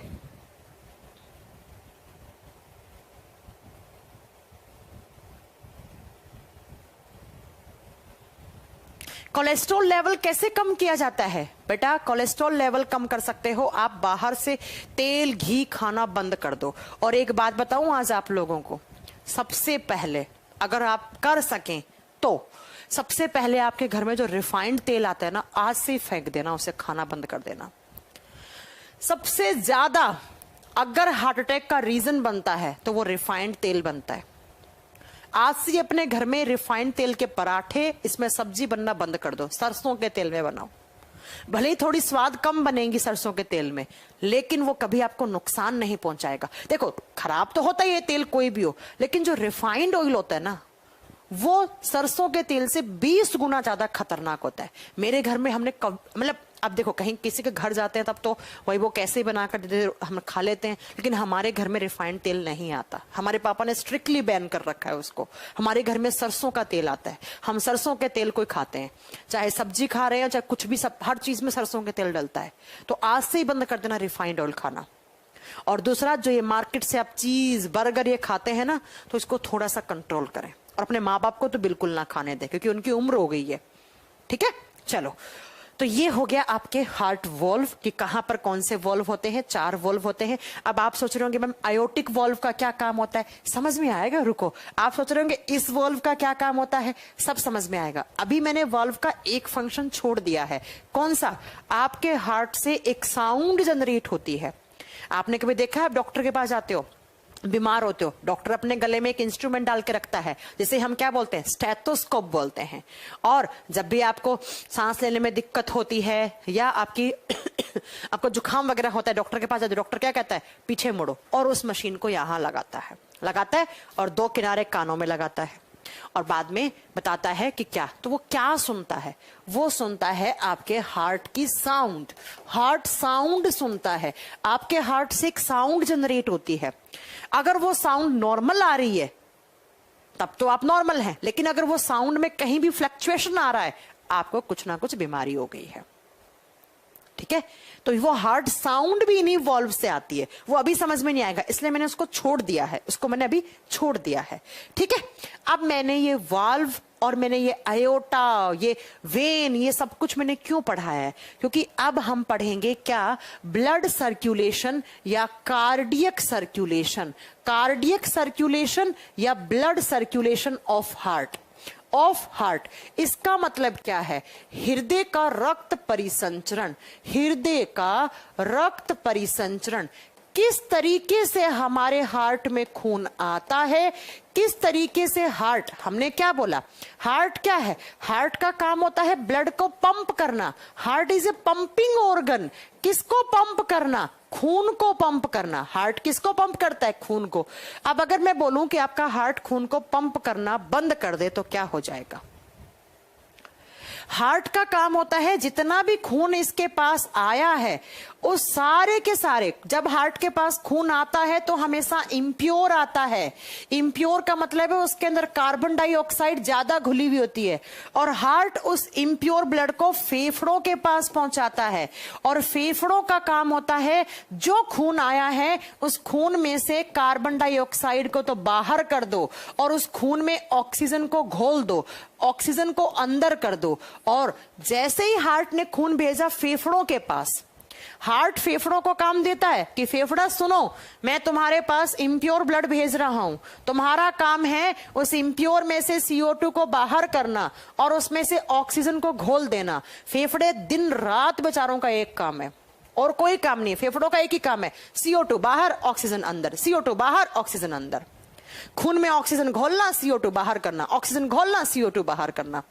और फिर फेफड़ा CO2 बाहर करके ऑक्सीजन घोल देता है ना खून में, तो ये खून वापस फेफड़ा हार्ट को भेजता है कि भाई साहब, हार्ट बोलता है मैं तुम्हें CO2 वाला खून दे रहा हूं और सुन ध्यान से, CO2 बाहर कर देना और उतने ही खून में ऑक्सीजन घोल के वापस दे देना। तो बेचारा लंग्स चुपचाप उतना ही खून वापस दे देता है। और फिर हार्ट उसी खून को हमारे पूरे के पूरे बॉडी में सर्कुलेट करता है। तो अगर मैं ये कहूं कि मेरा हार्ट काम करना बंद कर दिया, इसका मतलब मेरे बॉडी पार्ट के पास क्या नहीं जाएगा, ऑक्सीजन। मेरे ब्रेन ऑक्सीजन के लिए मर जाएगा, मेरा लीवर ऑक्सीजन ऑक्सीजन चिल्लाएगा, मेरा किडनी ऑक्सीजन ऑक्सीजन चिल्लाएगा, मेरा लीवर, पेनक्रियाज, सबको ऑक्सीजन चाहिए। ऑक्सीजन क्यों चाहिए, एनर्जी बनाने के लिए। ऑक्सीजन क्या करता है, ग्लूकोज को तोड़ता है, एनर्जी बनाता है। तो क्या मेरे ऑर्गन्स बिना ऑक्सीजन के काम करेंगे, नहीं करेंगे, धीरे धीरे सब खत्म। तो आप हार्ट की बात करें तो हार्ट अगर किसी इंसान का 1 मिनट के लिए रुक गया तो आपके बॉडी में किसका ट्रांसपोर्टेशन रुक गया, ऑक्सीजन का। तो क्या आप जिंदा रहोगे, नहीं रहोगे। तो हार्ट का काम होता है इम्प्योर ब्लड को लाना, उसके लाना क्या, अपने आप आता है, उसके पास अपने आप आता है। और वो किसको भेजता है, फेफड़ों के पास। फेफड़े उसमें से CO2 को बाहर करते हैं, ऑक्सीजन को घोलते हैं और वापस हार्ट को देते हैं कि हार्ट लो, तुमने खून दिया उतना ऑक्सीजन पहुंचाओ हर जगह ऑक्सीजन, ठीक है, पहुंचाओ हर जगह ऑक्सीजन। इसी को बोलते हैं कार्डियक सर्कुलेशन ऑफ हार्ट। अब ये कैसे होता है, इतना आसानी से मैंने समझाया है, इसे समझने के लिए 1 घंटा चाहिए होगा। इसको बोलते हैं कार्डियक सर्कुलेशन ऑफ हार्ट या ब्लड सर्कुलेशन, या आप इसे बोल दो कार्डियक साइकिल, कुछ भी नाम दे दो इसको।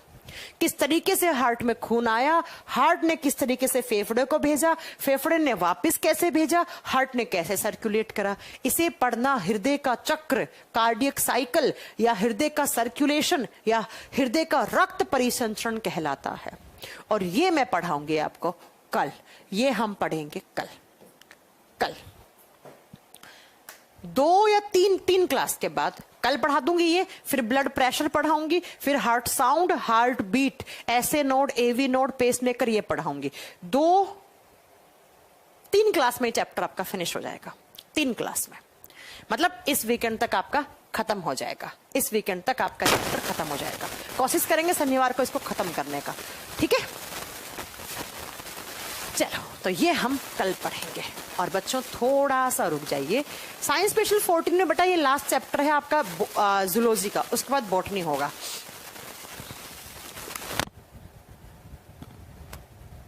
कौन सा ऑयल खाएं बेटा, सरसों का तेल। रिफाइंड तेल आज से बंद कर देना खाना, मेरी बात मान लेना, जिंदगी में अच्छे रहोगे, ठीक है। चलिए, बाकी और भी बहुत सारी ट्रिक बताऊंगी अपने हार्ट को हेल्दी रखने के, बताती हूँ, धीरे धीरे बताऊंगी, आने दो आगे। 3 क्लास के बाद ये चैप्टर आपका फिनिश हो जाएगा, कंप्लीट तरीके से सर्कुलेटरी सिस्टम खत्म हो जाएगा। चलिए, आज के लिए इतना बहुत है। Thank you very much, bye bye, take care. जो पिछली क्लास का पढ़ाया था वो सब अभी काम आने वाला है, जो लास्ट क्लास में पढ़ाया था वो आज की क्लास में पूरा आपको काम आने वाला है। सारा का सारा आज आपको मालूम चलेगा कि हमने पिछली क्लास में कैसे क्या पढ़ा था। वो सुनिए, याद है मैंने कहा था हमारा हार्ट इस तरीके से मुट्ठी के आकार का हार्ट होता है, लेकिन वो तो 3D इमेज होती है, हम इसे सिंपल तरीके से इस तरीके से बना सकते हैं। उसके बाद मैंने कहा था कि हार्ट के अंदर एक मसल एक बार ऐसे निकलती है, देन एक बार ऐसे निकलती है और हमारे हार्ट को 4 चैम्बर में डिवाइड कर देती है। रागिनी गुड इवनिंग बेटा। अब इधर वाले चैम्बर को क्या बोलते हैं? ये होता है राइट ओरिकल, दायां आलिंद। ये सब पढ़ाया हुआ आज की क्लास में आपको काम आने वाला है। इसे बोलते हैं दायां आलिंद। और बच्चों बहुत क्वेश्चन बनते हैं इस चैप्टर से। इसे कहते हैं राइट वेंट्रिकल, दायां निलय, दायां निलय। ये हो गया right Oracle and right ventricle.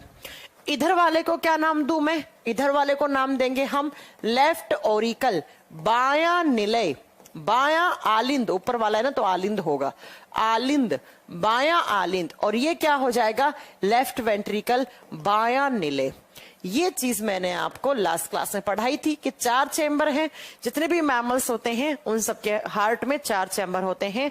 And उसके बाद कुछ बच्चे अभी लाइव आ रहे हैं, जैसे सुनील जी हो गए, प्रेम भाकर हो गए हैं, उसके बाद हैं राहुल जी अभी फिर से लाइव आए हैं। चलो एक तो क्लास में टाइमिंग पर आया करें। मैं कभी आपकी क्लास में लेट होती हूँ क्या? तो आप भी मत लेट हुआ करो। मैं कभी मुश्किल से 1 से 2 मिनट कभी लेट हो गई, बाकी मैं कभी क्लास लेट स्टार्ट नहीं करती हूँ। विकास ओके। आलोक कुमार आप इतना लेट क्यों आते हैं क्लास में? तो हमारे हार्ट में 4 चैम्बर थे, right Oracle, right ventricle, left Oracle, left ventricle. ये तो चैम्बर की बात होगी। उसके बाद मैंने कहा था कि यहां पर कितने वॉल्व होते हैं? 3। राइट ओरिकल, राइट वेंट्रिकल के बीच में जो सेप्टम होती है उस पे 3 वाल्व। वाल्व का मतलब कपाट बताया था मैंने, और 3 है इसलिए इसका नाम क्या पड़ता है? ट्राइकस्पिड। लेकिन मैं ट्राइकस्पिड पूरा नहीं लिख रही हूं, मैं टी लिख रही हूं क्योंकि अब आपको समझ में आ जाएगा। इधर वाले में 2 होते हैं इसलिए हम इसे बोलते हैं बी। बी का मतलब होता है बाइकस्पिड, या इसी का दूसरा नाम होता है मिट्रियल वोल्व। पिछली क्लास में पढ़ा चुकी हूं। फिर यहां पर एक वोल्व होता है, वो आधा होता है ऐसे चांद का जैसा। इसका नाम क्या बताया था मैम ने? इसका नाम बताया था सेमी लूनार वोल्व। इसे हमने क्या बोला था? इसे हमने बोला था सेमी लूनार वोल्व, और हिंदी में अर्धचंद्र कपाट, आधे चांद के जैसा कपाट। विकास जी गुड इवनिंग। नेक्स्ट, उसके बाद मैंने, अगर आपको ध्यान से याद होगा तो मैंने बताया था कि हार्ट के इस वाले डायरेक्शन से जो लेफ्ट वेंट्रिकल है इससे निकलती है एक लार्जेस्ट आर्टरी ऐसे। और बताइएगा जरा, लार्जेस्ट आर्टरी का नाम क्या बताया था? लार्जेस्ट आर्टरी का नाम बताया था आयोटा। ये क्या है आपकी? ये निकलती है ओटा या आयोटा, आप इसे बोल सकते हैं। और ओटा से जो वॉल्व लगा हुआ होता है इसे बोलते हैं आयोटिक वॉल्व। पढ़ाया था ना? याद आ रही है पिछली क्लास? सबको याद आ रही होगी। इसे क्या बोलते हैं? आयोटिक कपाट या आयोटिक वॉल्व। पिछली क्लास से सारी बातें पढ़ा चुकी हुई है, कुछ नया नहीं बताया है। इतनी चीज तो एटलीस्ट आपको लास्ट क्लास की याद होने चाहिए थे। ठीक है, कोई प्रॉब्लम नहीं है। मैम मेरे भाई की शादी चल रही है, इस वजह से मैं रिकॉर्डेड क्लास देखता हूँ, कोई प्रॉब्लम तो नहीं है ना? कोई प्रॉब्लम नहीं है। विकास जी बिल्कुल लाइव है। प्रियांशु मैम मेरा मैसेज आप तक नहीं आता है? बिल्कुल आता है। ज्योति प्रजापति, सबके मैसेज आते हैं। लेकिन बच्चों ये होता है ना कि बहुत, देखो अब देखो कैसे मैसेज चल रहे हैं, ऐसे धड़ाम मैसेज चल रहे हैं, फिर मैं देख नहीं पाती हूँ। अब किसी किसी का नाम ले पाती हूँ, अब जो भी स्क्रीन पे दिखते हैं बच्चा उसका नाम ले लेती हूँ। और वो कभी कॉमेंट्स किसी के, जैसे मैं पढ़ा रही हूं अभी, तो क्या होता है कि कमेंट जैसे मैं ऐसे हुई तो मैं लिखवाने लगी तो पीछे से आपके कमेंट ऊपर नीचे हो गए, तो मैंने नहीं लिया आपका नाम, आपका कमेंट ऊपर चला गया। तो इसका मतलब ये नहीं है कि मैं मैं लाइव नहीं हूं या फिर आप नहीं पढ़ रहे हैं मेरे से लाइव, ऐसा कुछ भी नहीं है। राहुल जी कह रहे हैं मैम सीरम नहीं बताया। रुक जाइए, सीरम बताया था वैसे तो, कि जब प्लाज्मा में से आप क्लोटिंग फैक्टर माइनस कर देते हो, फाइब्रिनोजन प्रोटीन माइनस कर देते हो, तो जो पार्ट बचता है उसे सीरम कहते हैं। मैंने ये बताया था आपको। मैम आप भी इनवाइट हो, ठीक है? कब आपके भैया की शादी, हम बिल्कुल आएंगे। सचिन जी सबका नाम लेती हूँ मैं, अब ये किसी किसी का नाम लिया किसी का नहीं लिया, ये हो सकता है ना। तो इसका मतलब ये नहीं कि मैं पढ़ा नहीं रही हूँ या फिर मैं आपको अवॉइड कर रही हूँ, बस हाय हाय हेलो हो जाता है बस, है ना? चलो हो गया। ठीक है, तब मेरी बात को जरा ध्यान से सुन लो एक बार फिर से कि ये, क्योंकि सबके नाम लूंगी तो फिर पढ़ा नहीं पाऊंगी, फिर कब पढ़ाएंगे बताओ। ये हो गया हमारा हार्ट। हार्ट के ऊपर वाले दो chamber auricles, right auricle left auricle, नीचे वाले को ventricles, right ventricle left ventricle, दायां निले बायां निले, यहां ट्राइकस्पिड यहां बाइकस्पिड, यहां सेमिलुनर वॉल्व यहां आयोटिक वॉल्व। उसके बाद मैंने आपको पढ़ाया था कि इधर कैसा खून होता है CO2 वाला, इधर भी कैसा होता है CO2 वाला, इधर कैसा होता है ऑक्सीजन वाला, इधर कैसा होता है ऑक्सीजन वाला। इतनी बात लास्ट क्लास तक मैं आपको पढ़ा चुकी थी। अब इस चीज को यहां पर छोड़ दो, आप ऐसे यहां छोड़ दिया। इसका रीजन अभी बताते हैं क्यों। मैंने आपको कहा था कि हमारा हार्ट क्या होता है, हार्ट एक पंपिंग ऑर्गन है। हार्ट का काम होता है पंप करना। किसको पंप करना? खून को। हार्ट किसको पंप करता है? खून को पंप करता है। क्यों करता है उसका रीजन जानिए जरा ध्यान से। मैंने कहा था हमारे हार्ट के पास जितने भी ऑर्गन्स हैं, सारे के सारे ऑर्गन्स, आपका ब्रेन हो गया, आपके किडनी हो गया, आपका लीवर हो गया, इन सब से हार्ट के पास जब खून आता है, ध्यान से सुनना, हर लाइन में क्वेश्चन होगा। जब खून आता है, आजाद सिंह आपका भी नाम ले लिया, अब किसी का नाम नहीं लूंगी मैं, ठीक है। सुनो, पता नहीं क्या होता है, आपको नाम लेने से ही क्लास में समझ में आता है क्या? हाँ, 1-1.25 घंटे की क्लास होती है, उसमें भी आप सबका नाम ले लो, मैं कैसे काम चलेगा? सुनिएगा ध्यान से। हमारे हार्ट के पास जब अलग अलग बॉडी ऑर्गन से खून आता है तो वो खून कैसा आता है? हमेशा इम्प्योर आता है। मान लो ये हमारे शरीर के बहुत सारे ऑर्गन्स हैं, बहुत सारे अंग हैं। अब ये सारे हैं, कुछ खून आ रहा होगा ब्रेन से, कुछ खून आ रहा होगा किडनी से, कुछ खून आ रहा होगा लीवर से। तो हमारे बॉडी के हर एक ऑर्गन से खून आया, किसके पास आया? हार्ट के पास। अब ऑर्गन से जब हार्ट के पास आता है तो हमेशा और हमेशा इम्प्योर आता है। और इम्प्योर का मतलब होता है अशुद्ध। मैं बता चुकी हूं, इम्प्योर का मतलब होता है जिसके अंदर कार्बन डाइऑक्साइड की मात्रा ज्यादा हो, ऑक्सीजन वगैरह कम हो, उसे इम्प्योर बोलते हैं।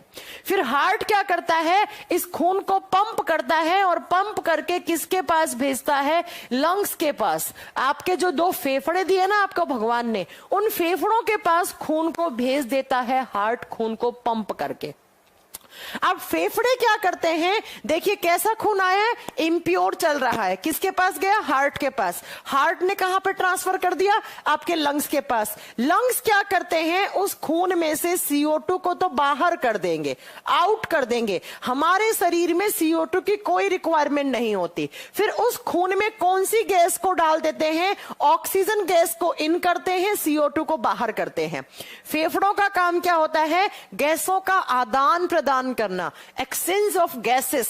एक्सचेंज ऑफ गैसेस का मतलब है CO2 को बाहर करो, जो CO2 वाला खून आया था उसमें CO2 को बाहर, और कौन सी गैस को डिसॉल्व कर दो? ऑक्सीजन। तो जैसे ही ऑक्सीजन खून के अंदर घुला तो फेफड़ा क्या करेगा? उस खून को वापस हार्ट को देगा, और हार्ट फिर पंप करके किसके पास? बॉडी ऑर्गन्स के बीच में। मैं ये कहना चाह रही हूं कि हार्ट के पास जब खून आया वो इम्प्योर आया, हार्ट ने उसे पंप करा, फेफड़ों के पास भेजा। फेफड़े क्या करते हैं? उस खून में से कार्बन डाइऑक्साइड को बाहर फेंक देते हैं, ऑक्सीजन को घोल देते हैं। फिर फेफड़ा वापस हार्ट को देगा खून, और हार्ट जिस ऑर्गन से आया था वहां पर चला जाता है। ये मैंने लास्ट क्लास तक बता दिया था। अब इसे प्रॉपर डिटेल में पढ़ना है कि किस तरीके से हार्ट में आता है, कैसे जाता है। तो आप हेडिंग देंगे क्या? कार्डियक सर्कुलेशन या ब्लड सर्कुलेशन या कार्डियक साइकिल, नाम देंगे आप, हेडिंग देंगे ब्लड सर्कुलेशन। हमारे बॉडी के अंदर खून का सर्कुलेशन कैसे होता है? ब्लड सर्कुलेशन, या इसी को कहा जाता है बच्चों कार्डियक साइकिल। इसी को कहा जाता है कार्डियक साइकिल, और हिंदी में क्या कहेंगे? हृदय चक्र। हृदय चक्र या खून का परिसंचरण, रक्त का परिसंचरण, जैसे भी आपको लिखना है, रक्त का परिसंचरण। और एग्जाम में एक क्वेश्चन आता है कि सबसे पहले जो मैं आपको भी पढ़ाने वाली हूं, जिसे आप ब्लड सर्कुलेशन बोलते हो या कार्डियक सर्कुलेशन या कार्डियक साइकिल बोलते बोलते हो, ये सबसे पहले बताया गया था विलियम हार्वे जी के द्वारा। तो एग्जाम में अक्सर क्वेश्चन देखने को मिलता है कि वो कौन से साइंटिस्ट हैं जिन्होंने सबसे पहले ह्यूमन बॉडी में ब्लड सर्कुलेशन के बारे में अच्छे से एक्सप्लेन किया था। तो सबसे पहले ब्लड सर्कुलेशन या कार्डियक सर्कुलेशन या कार्डियक साइकिल बताने वाले साइंटिस्ट थे विलियम हार्वे। विलियम हार्वे, बच्चों इसको स्टार कर लेना, बहुत सारे एग्जाम में क्वेश्चन आता है। एनटीपीसी सीबीटी 1 के कम से कम 2 से 3 शिफ्ट में पूछा गया, सीजीएल पूछता है, एनडीए पूछता है, हर टेस्ट सीरीज में एक क्वेश्चन डला हुआ होता है कि हु गेव ब्लड सर्कुलेशन या कार्डियक सर्कुलेशन सबसे पहले किसने दिया। तो आपका आंसर क्या आएगा? William Harvey. जो हम पढ़ने वाले हैं अभी 1 घंटे, वो विलियम हार्वे जी ने दिया। अब विलियम हार्वे जी ने क्या कहा? तो इन्होंने कहा कि सबसे पहले मान लो यहां पर एक ऑर्गन है, ऐसे आपके बॉडी के सारे ऑर्गन्स हैं, बहुत सारे अंग हैं। इन अंगों के पास है कार्बन डाइऑक्साइड ज्यादा, तो ये अंग क्या करते हैं? कार्बन डाइऑक्साइड को खून में घोल देते हैं। और ऐसा खून जिसके अंदर कार्बन डाइऑक्साइड ज्यादा होता है, उस खून को आप क्या नाम देते हो? उसे आप इम्प्योर ब्लड बोलते हैं। तो मान लीजिए आपका लीवर हो गया, आपका किडनी हो गया, आपका ब्रेन हो गया, इन सबके पास कार्बन डाइऑक्साइड ज्यादा है और कार्बन डाइऑक्साइड को इन्हें बाहर करना है और इनको चाहिए ऑक्सीजन। तो ये ऑर्गन्स क्या करते हैं? अपनी कार्बन डाइऑक्साइड को खून में घोल देते हैं। आप याद करो आरबीसी, आरबीसी का फंक्शन क्या लिखवाया था मैम ने? मैम ने कहा था कि आरबीसी क्या करती हैं? आरबीसी CO2 को तो लाती हैं, ऑक्सीजन को लेकर जाती हैं। आरबीसी किसकी सेल्स हैं? खून की। तो भैया खून के अंदर जो आरबीसी हैं वो इस CO2 को अपने साथ ले जा रही होंगी। ठीक है, तो मैंने कहा सारे के सारे ऑर्गन्स, उन सारे ऑर्गन से इम्प्योर ब्लड आया और इम्प्योर ब्लड का मतलब है उसके अंदर CO2 की मात्रा ज्यादा है। अब इम्प्योर ब्लड को कौन सी ब्लड वेसल्स लेकर आती हैं? मेरे यहां से, ब्रेन से, मेरे किडनी से, मेरे लीवर से, कौन सी ब्लड वेसल्स के अंदर इम्प्योर ब्लड रहता है? तो ये हाथों पांव पे जो दिख रही होती है, ये क्या बताई थी मैंने? वेन्स। तो ऐसे बहुत सारी वेन, मान लो एक आपके ब्रेन से आ रही होगी, एक आपके लीवर से आ रही होगी, एक आपकी किडनी से आ रही होगी, ऐसे बहुत सारी वेन्स आ रही हैं। बहुत सारी वेन्स ऐसे पाइप की फॉर्म में खून को लेके आ रही हैं। इसके अंदर लाल लाल कलर से ऐसे बना दो कि बहुत सारा खून आ रहा है, एक वेन ये रही, एक वेन ये रही, एक वेन ये रही।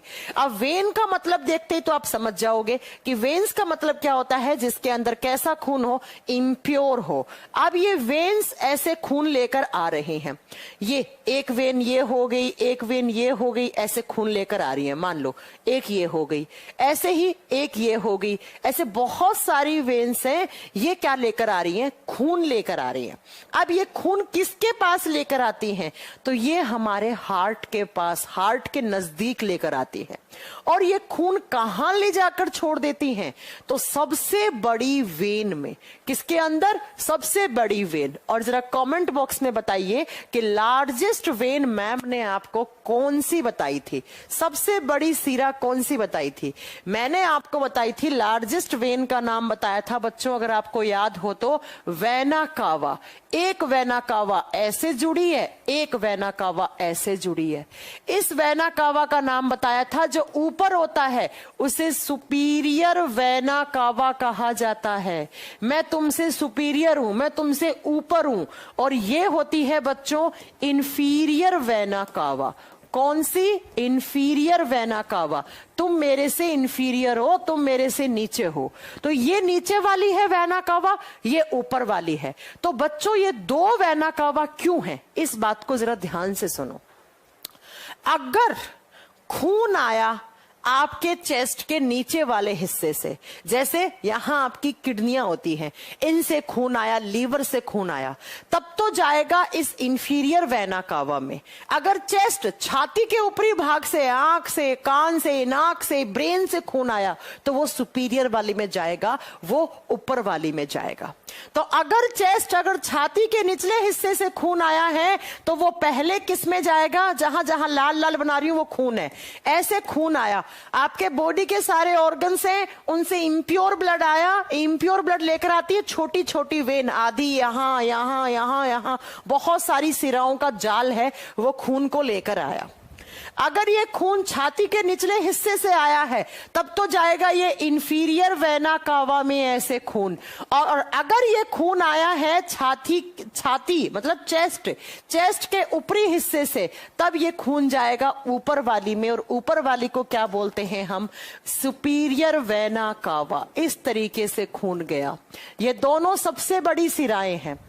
खून आ गया है, ध्यान से देखोगे तो समझ में आएगा ये खून इम्प्योर है। अभी तक ये इम्प्योर ब्लड है, मतलब इसके अंदर कार्बन डाइऑक्साइड की मात्रा ज्यादा है। ऐसे करके सारा खून कहां आ चुका है, हार्ट के किस चैम्बर में, राइट ऑरिकल में। हार्ट का दायां आलिंद भर चुका है। दाएं आलिंद से दो वेना कावा जुड़ी हुई होती है, सुपीरियर एंड इंफीरियर। सुपीरियर बोले तो ऊपर वाली, इंफीरियर बोले तो नीचे वाली, और ये दोनों खून को लेकर आती हैं हमारे हार्ट के राइट ऑरिकल में। ये राइट ऑरिकल में बहुत सारा खून आ गया, ये देखिए अब भर गया है राइट ऑरिकल। राइट ऑरिकल खून से भर गया। जैसे ही राइट ऑरिकल खून से भरता है, ये वॉल्व खुल जाते हैं। मैंने कहा था वॉल्व का मतलब होता है दरवाजा। जब कोई आया तो दरवाजा खुल गया, जब कोई नहीं आया तो दरवाजा बंद हो गया। खून आया तो ये दरवाजे खुल जाएंगे। और इधर कौन सा दरवाजा है, टी बोले तो ट्राइकस्पिड, ये वॉल्व की ओपनिंग होगी, और ओपनिंग होने से ये सारा खून नीचे की तरफ ऐसे आ जाएगा।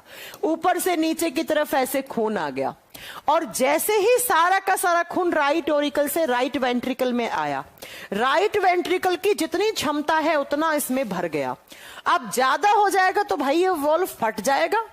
अगर आपने 1 किलो की थैली में 2 किलो पानी डालना चाहा तो वो फट नहीं जाएगी क्या थैली? ऐसे ही अगर इसमें आपने ज्यादा खून रखा तो ये फटने का डर हो जाएगा। तो क्या होता है, जैसे ही आपका ट्राइकस्पिड वाल्व खुलता है, त्रिकपर्दी कपाट खुलता है, तो सारा का सारा खून किस में आ जाता है, राइट वेंट्रिकल में आ जाता है, और राइट वेंट्रिकल भर जाता है खून से। अब राइट वेंट्रिकल कहता है भैया मुझे और नहीं चाहिए। जैसे ही राइट वेंट्रिकल भरता है तो ट्राइकस्पिड वाल्व क्या हो जाता है, क्लोज, खत्म, बंद। मतलब अब और खून नहीं चाहिए, थोड़ी देर रुको, अभी खून नहीं चाहिए। तो सारा खून किस में आ गया, राइट वेंट्रिकल दायां नीले। अब दाएं नीले में जैसे ही इस वॉल्व के ऊपर से खून जाएगा, तो भाई ये वॉल्व ऐसा है, ऊपर से भी खुला हुआ, नीचे की तरफ ऐसे जुड़ा हुआ, तो इस वॉल्व के ऊपर तक यहां तक खून आएगा, तो इस वॉल्व के अंदर खून जाएगा। और बच्चों इस वॉल्व से जुड़ी हुई होती है ऐसी धमनी जिसमें हमेशा इम्प्योर ब्लड रहता है।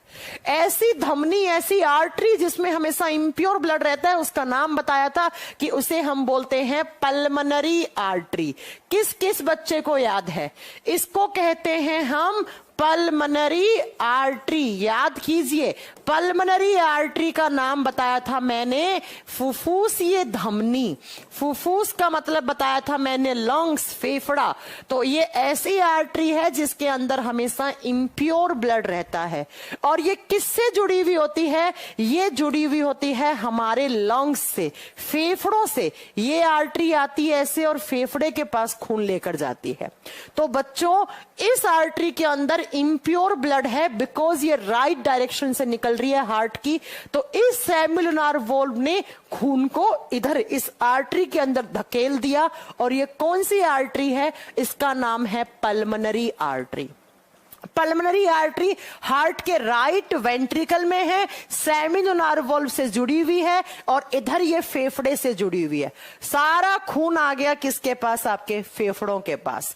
फेफड़े क्या करते हैं? ये जो खून आया है, इस खून में से फेफड़ों का काम होता है कार्बन डाइऑक्साइड को आउट करना। फेफड़े क्या करेंगे? इस खून में से CO2 को आउट कर देंगे। जब आप सांस छोड़ते हो ना बच्चों, मैंने सांस छोड़ा तो जितना भी मेरे फेफड़ों के पास कार्बन डाइऑक्साइड था, फेफड़े ने ऊपर की तरफ धकेला, और वो मेरी विंड पाइप में, विंड पाइप से नाक से, और नाक से जब मैंने एक्सेल किया, जब मैंने सांस छोड़ी तो उसमें कार्बन डाइऑक्साइड बाहर चला गया। अब क्या हो गया? सांस लीजिए। सांस लेते हैं तो चारों तरफ की एयर है, उस एयर में से ऑक्सीजन, ऑक्सीजन इस खून के अंदर, फेफड़े के अंदर जो खून आया है इसमें ऑक्सीजन इन हो जाता है। फेफड़ों का काम होता है कार्बन डाइऑक्साइड को बाहर करना और ऑक्सीजन को इन करना। ऑक्सीजन को घोलना, कार्बन डाइऑक्साइड को बाहर करना, ये काम आपके लंग्स का होता है और फेफड़े दिन रात ये काम कर रहे होते हैं। आगे आपको पढ़ाऊंगी रेस्पिरेटरी सिस्टम में। तो बच्चों, लंग्स के पास इम्प्योर ब्लड आया, इम्प्योर में से CO2 को आउट करवा दिया, फेफड़े ने ऑक्सीजन को इन करवा दिया। नेक्स्ट, अब फेफड़ा कहेगा कि भाई साहब जितना खून हार्ट से लिया था उसे वापस तो देना है, लेकिन अब वापस देगा तो उसमें सिर्फ कौन सी गैस देगा? ऑक्सीजन वाला। तो फेफड़े से ऐसे एक वेन जुड़ी हुई होती है और ये एक ऐसी वेन होती है बच्चों जिसके अंदर हमेशा प्योर ब्लड रहता है। और लास्ट क्लास में कहा था मैंने, वेन्स में हमेशा इम्प्योर ब्लड रहता है, लेकिन एक ऐसी वेन है जिसमें हमेशा प्योर ब्लड रहता है। एक ऐसी सीरा होती है जिसमें हमेशा प्योर ब्लड रहता है। बताइए जरा वो कौन सी सीरा बताई थी मैंने? जल्दी बताइए। वो यस, सबका सही आंसर आया। ये कौन सी वेन होगी? ये होगी पल्मनरी वेन। मैंने कहा था इस वेन में, इसका नाम होता है फुफ्फुसीय सीरा। ये इकलौती ऐसी वेन है जिसके अंदर हमेशा प्योर ब्लड रहता है। बिकॉज ये खून किससे लेकर आ रही है? ये फेफड़े से लेकर आ रही है। ऐसे खून जाएगा इसके अंदर, ये खून गया, ऐसे खून जा रहा है लाल लाल रंग वाला, और ये किस चैम्बर में गया? ये है आपका लेफ्ट ओरिकल। क्योंकि पल्मनरी वेन का एक किनारा किससे जुड़ा हुआ है? फेफड़े से, और पल्मनरी वेन का दूसरा किनारा ओरिकल से, लेफ्ट ओरिकल से जुड़ा हुआ होता है। और ये पल्मनरी वेन ने सारा खून लाकर छोड़ दिया किस चैम्बर में? लेफ्ट ओरिकल, बायां आलिंद में। बायां आलिंद खून से भर गया, बहुत सारा खून फेफड़ों ने भेज दिया। उस खून में कौन सी गैस आई है? Oxygen gas. ये सारा का सारा खून लेफ्ट ओरिकल में आ गया। लेफ्ट ओरिकल जैसे ही खून से भर जाएगा तो भैया जब कोई आता है तो क्या खुलते हैं? दरवाजे। तो कौन से दरवाजे खुलेंगे? बाइकस्पिड या मिट्रियल वोल्व यहां से खुलेंगे, और जैसे ही खुलेंगे तो इससे धड़ाम धड़ाम खून नीचे की तरफ आ जाएगा, और नीचे सारा का सारे चैम्बर में बहुत सारा खून आ गया। नीचे वाले चैम्बर को बोलते हैं लेफ्ट वेंट्रिकल, बायां ढिले। और मैंने कहा था ये सबसे मजबूत भी होता है और सबसे बड़ा भी होता है। उसका रीजन आप समझ में आएगा। जैसे ही लेफ्ट वेंट्रिकल में खून आया, पूरा भर गया लेफ्ट वेंट्रिकल, तो ये वॉल्व है, इनकी क्लोजिंग हो गई। ये वाल्व, ये कपाट बंद हो गए, क्योंकि भैया ज्यादा खून आ जाएगा तो ये आप चैम्बर आपका फट सकता है। ठीक है, तो ये बाइकस्पिड वॉल्व बंद हो गया। बंद होने के बाद ये सारा खून इस आयोटिक वॉल्व में जाता है। ये आयोटिक वॉल्व खुल जाता है, और खुलने से सारा खून जाएगा अयोटा में। अयोटा क्या होता है? सबसे बड़ी धमनी। ये सबसे बड़ी है तो फिर छोटी छोटी तो होंगी ना बहुत सारी। यस, फिर अयोटा क्या करता है बच्चों? इन छोटी छोटी आर्टरीज को खून देता है। ऐसे बहुत सारी आर्टरीज होती हैं, बहुत सारी पाइप होती हैं, और ये छोटी छोटी आर्टरीज, बहुत सारी छोटी छोटी आर्टरीज होती हैं, ये खून लेकर आती हैं किसके पास? ऑर्गन्स के पास। जहां से खून गया था उसी के पास ये आर्टरीज खून छोड़ के आ जाती है। तो आप खुद सोचिए, जब आपके इस ऑर्गन से खून गया था तो कार्बन डाइऑक्साइड वाला, बोले तो इम्प्योर, लेकिन अभी ये अभी ये आपके हार्ट के लेफ्ट चैम्बर से आ रहा है। अगर लेफ्ट से आया है तो बताओ कैसा खून आया होगा? ऑक्सीजन वाला। अयोटा एक आर्टरी, एक धमनी है, धमनियों में प्योर रहता है। तो यहां से जो खून आ रहा है, ये इन बहुत सारी धमनियों में, इस खून के अंदर कौन सी गैस की मात्रा ज्यादा है? ऑक्सीजन की। और ये खून किसके पास जाएगा?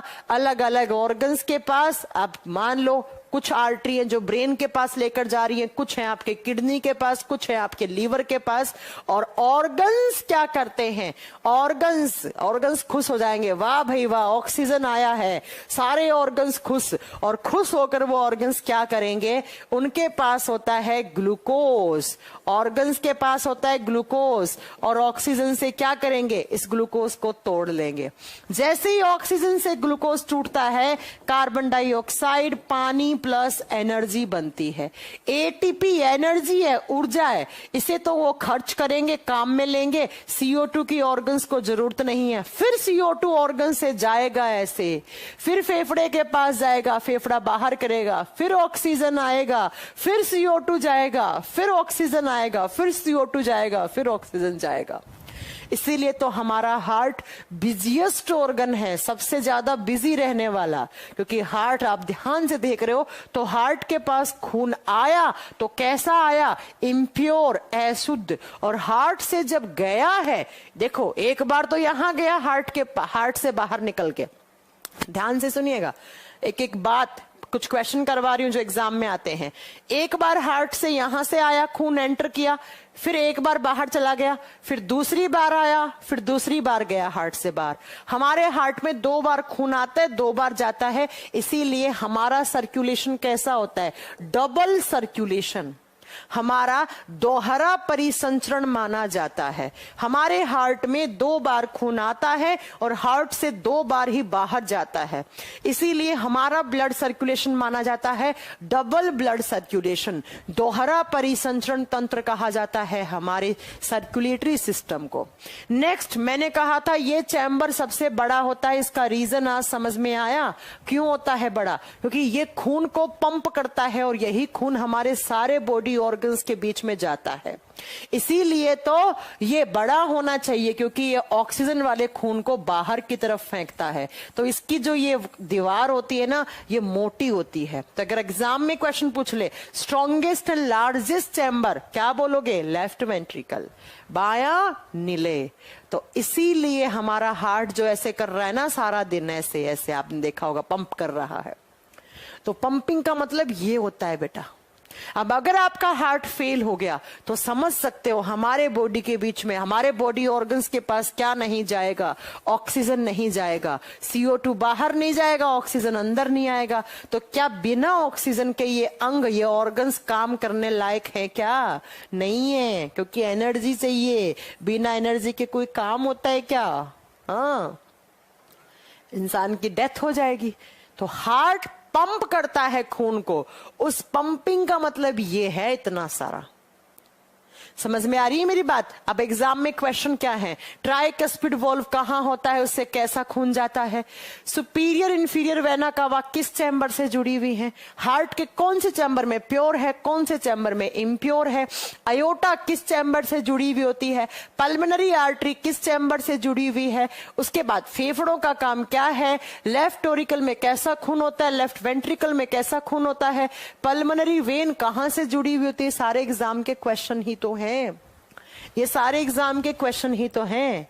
अब मुझे पता है कि तुम लोगों को कुछ भी समझ में नहीं आया, इसीलिए मैं अब इसका एक फ्लो चार्ट बनाऊंगी। हाँ, आज तो आ जाएगा आपको समझ में, आज तो जोश है आप में।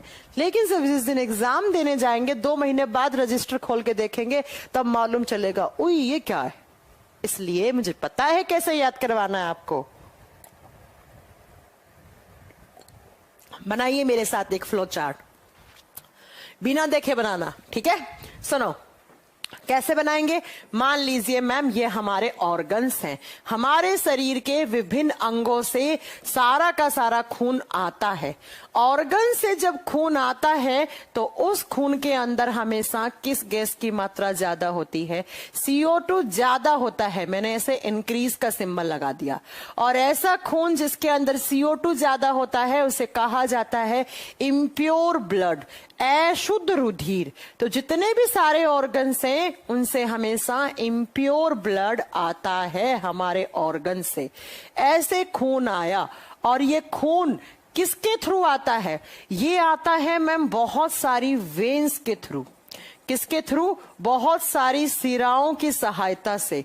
सिराएं होती हैं, लेकिन ये सिराएं सबसे बड़ी 2 सिराओं में खून लाकर छोड़ देती हैं। एक होती है सबसे बड़ी सुपीरियर वेना कावा और दूसरी होती है मैम इंफीरियर वेना कावा। लेकिन इन दोनों में ज्यादा बड़ी कौन सी है? इंफीरियर। थोड़ा सा इंफीरियर को मैंने बड़ा बना दिया। इसका नाम क्या लिख दूं? इसका नाम लिख देना इंफीरियर वेना कावा। अगर ये खून आपकी चेस्ट के लोअर पार्ट से आया है, छाती के निचले हिस्से से आया है, तो वो खून आएगा प्यारे बच्चों कहां पर? इंफीरियर वेना कावा में। मैं बहुत आसान भाषा में समझा रही हूं, इंफीरियर में। लेकिन अगर चेस्ट के अपर पार्ट से आया है ये खून, तो किस में जाएगा? ये जाएगा सुपीरियर वेना कावा में, सुपीरियर वेना कावा। अब ये बताओ कि ये दोनों की दोनों नलियां हैं, ये हार्ट के कौन से चैम्बर से जुड़ी हुई हैं? They both are connected to किस चैम्बर से? बताओ कौन सा चैम्बर बनाऊं? ये दोनों जुड़ी हुई होती हैं राइट ऑरिकल, RA, और हिंदी में क्या बोलेंगे? दाया आलिंद। समझ में आ रहा है? दाएं आलिंद से जुड़ी होती हैं। अब बताओ, जैसे ही राइट ऑरिकल खून से भर गया, राइट ऑरिकल क्या हो गया? खून से लथपथ हो गया, खून से भर गया, तो राइट ऑरिकल और राइट वेंट्रिकल के बीच में ये हो गया आपका राइट वेंट्रिकल। तो इनके बीच में क्या होता है? ऐसे 3 वॉल्व, 1 2 3, और 3 वॉल्व हैं तो इसे T लिखूंगी, त्रिक पर्दी कपाट या ट्राइकस्पिड वॉल्व कहते हैं। जैसे ही खुला तो भाई साहब इस खून की डायरेक्शन, ये खून था, ये भर गया था, भरने से ट्राइकस्पिड वॉल्व खुला, खुलने से सारा खून किस में आ गया? Right ventricle. अब राइट वेंट्रिकल से एक आधे चांद के जैसा कपाट लगा हुआ होता है। कैसा? आधे चांद के जैसा, ऐसा ऐसा। और इस आधे चांद से एक आर्टरी जुड़ी हुई है ऐसे, जिस आर्टरी का नाम क्या है? पहले तो इसका नाम लिखो। ये आधे चांद का जैसा है तो इसे क्या बोलेंगे? इसे कहते हैं semi lunar valve, semi lunar valve, अर्धचंद्र कपाट। और ये आर्टरी कौन सी है? इसे बोलते हैं पल्मनरी आर्टरी। नहीं, स्पेलिंग गलत हो गया, पल्मनरी आर्टरी, PULMO। ओहो, क्या हो गया? पल्मनरी की स्पेलिंग क्या होती है बच्चों? PULM। देखो, कभी कभी ऐसा काम ही नहीं करता दिमाग। पल्मनरी आर्टरी, देख लेना सही लिखी है क्या। इसे क्या बोलेंगे? फुफ्फुसीय धमनी। वैसे आपका कौन सा सब्जेक्टिव पेपर है जो आपके मार्क्स कट जाएंगे?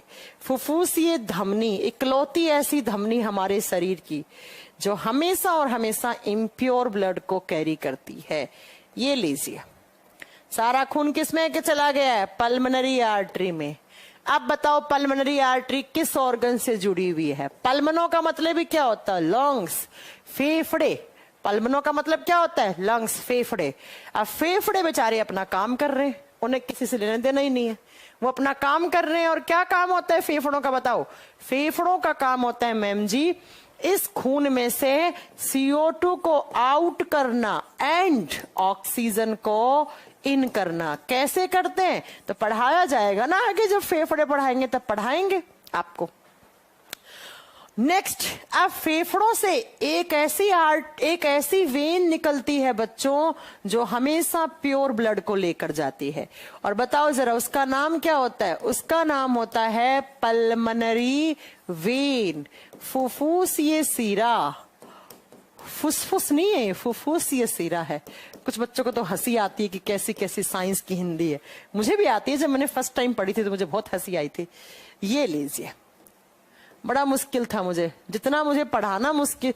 मैंने नया नया अपना करियर स्टार्ट किया था तो इंग्लिश में स्टार्ट किया था, लेकिन बाद में मैंने छोटी सी प्रॉब्लम, वो छोटी सी बात बताऊं आपको। जैसे मैंने सबसे पहले पढ़ाना स्टार्ट किया तो पहले दिन से मेरा डेमो था, पहले दूसरे 3-4 दिन तक तो मैंने बढ़िया जाकर बढ़िया इंग्लिश में सारे लिखवा दिया टर्म्स, क्योंकि मैंने हिंदी नहीं पढ़ी थी एक्चुअली। मेरा स्कूलिंग और सब मेरा इंग्लिश मीडियम से हुआ, तो मैंने इन वर्ड्स की, और हिंदी है भी कितनी टफ बायोलॉजी की, तो मेरे को बच्चों ने कर दिया रिजेक्ट क्लास में से। 3-4 दिन बाद मेरे पास मेरा फीडबैक आता है तो उसमें थे 10 एक्सीलेंट और 2-4 ऐसे गुड थे, 3-4 ऐसे बैड से आगे थे, ऐसा कुछ आ गया था। तो मुझे वहां के मेंबर ने बुलाया मुझे कि आपका तो रिजेक्शन हो चुका है बैच से। फिर मैंने कहा सर मुझे एक बार बात करनी है बच्चों से, रिजेक्शन का मतलब रीजन क्या लिखा है? फीडबैक में रीजन लिखते थे वो, तो रीजन लिखा गया कि आप, मतलब मैडम हिंदी में नहीं पढ़ाती है, वो बात दिल पे लगी मेरे, तो मैंने क्या किया, ऐसे इतने बड़े बड़े A4 साइज के पेपर लाई और 3 रात बैठ के सारे वर्ड्स की मीनिंग हिंदी में लिखा मैंने। उसके बाद वापस गई पढ़ाने, फिर बच्चे भी खुश, मैं भी खुश, है ना। तो पल्मोनरी वेन, पल्मोनरी वेन है। अब इतनी अच्छी हिंदी हो गई है कि माइटोकॉन्ड्रिया को हिंदी में सूत्र कणिका बोलते हैं, मुझे पता है। बहुत सारे टीचर्स नहीं पता है माइटोकॉन्ड्रिया को माइटोकॉन्ड्रिया बोल देते हैं, लेकिन मुझे मालूम है माइटोकॉन्ड्रिया को हिंदी में सूत्र कणिकाएं बोलते हैं। तो वही है, ठीक है। पल्मोनरी वेन हार्ट के किस चैम्बर में खून लेकर आएगी, तो बताओ जरा। लेफ्ट ऑरिकल, ऊपर वाला कौन सा होता है, लेफ्ट ऑरिकल, हिंदी में क्या बोलते हैं, बायां आलिंद। ये क्या है, ये है बायां आलिंद। अब बायां आलिंद जैसे ही भरेगा तो बाएं आलिंद और बाएं नीले के बीच में ऐसे 2 वॉल्व होते हैं, और 2 हैं तो उसे बायकस्पिड या मिट्रियल वॉल्व बोलते हैं। नेक्स्ट, अब सारा खून इन वॉल्व से होता हुआ किस में आएगा, लेफ्ट वेंट्रिकल, बायां नीले में आ जाएगा। बाएं नीले में खून की डायरेक्शन बना दें ग्रीन कलर से। अरे भैया किसी को कलर ब्लाइंडनेस तो नहीं है आपकी क्लास में, नहीं तो दिखेगा नहीं उसे। लेफ्ट वेंट्रिकल से कौन जुड़ा हुआ है, लेफ्ट वेंट्रिकल से एक बड़ी सी आर्टरी, कौन सी, ओटा या अयोटा। इस अयोटा का वॉल्व खुलेगा, ओटा का, और अब इस ओटा से ऐसे पतली पतली बहुत सारी आर्टरी। ओ सब खुश हो गई, सबके पास खून आ गया, अयोटा ने खून भेजा, अयोटा ने खून भेजा, अयोटा ने अयोटा ने अयोटा ने, ये आर्टरी जाएंगी और अलग अलग ऑर्गन से सारे खून को ऐसे ट्रांसफर करके आ जाएंगी। अयोटा इनकी बड़ी बहन है, और अयोटा ने फिर आगे आधा इधर फेंक दिया, सबको बराबर बांट दिया, तुम भी ले जाओ, तुम भी ले जाओ, तुम भी क्या याद रखोगी, है ना। और सारा खून किसके पास आ गया, आपके ऑर्गन्स के पास आ गया। इस तरीके से खून आता है, समझ रहे, इस तरीके से खून आता है। अब अगर आप ध्यान से देखेंगे तो आपको एक बात मालूम चलेगी कि इस डायरेक्शन में जब हमने बात की थी तो सिर्फ कैसा खून है, इधर, इधर खून है बच्चों, यहां तक, लंग्स नहीं लो, यहां तक कैसा खून है, इम्प्योर। इन सब में होता है इम्प्योर। इम्प्योर का मतलब होता है CO2 ज्यादा, ऑक्सीजन वगैरह कम। तो यहां पर भी इम्प्योर, यहां भी इम्प्योर, यहां भी इम्प्योर, यहां भी इम्प्योर, यहां भी इम्प्योर, यहां भी इम्प्योर, यहां पे इम्प्योर। फिर यहां तो वो प्योर होता है, और प्योर का मतलब यहां पर CO2 आउट, ऑक्सीजन इन।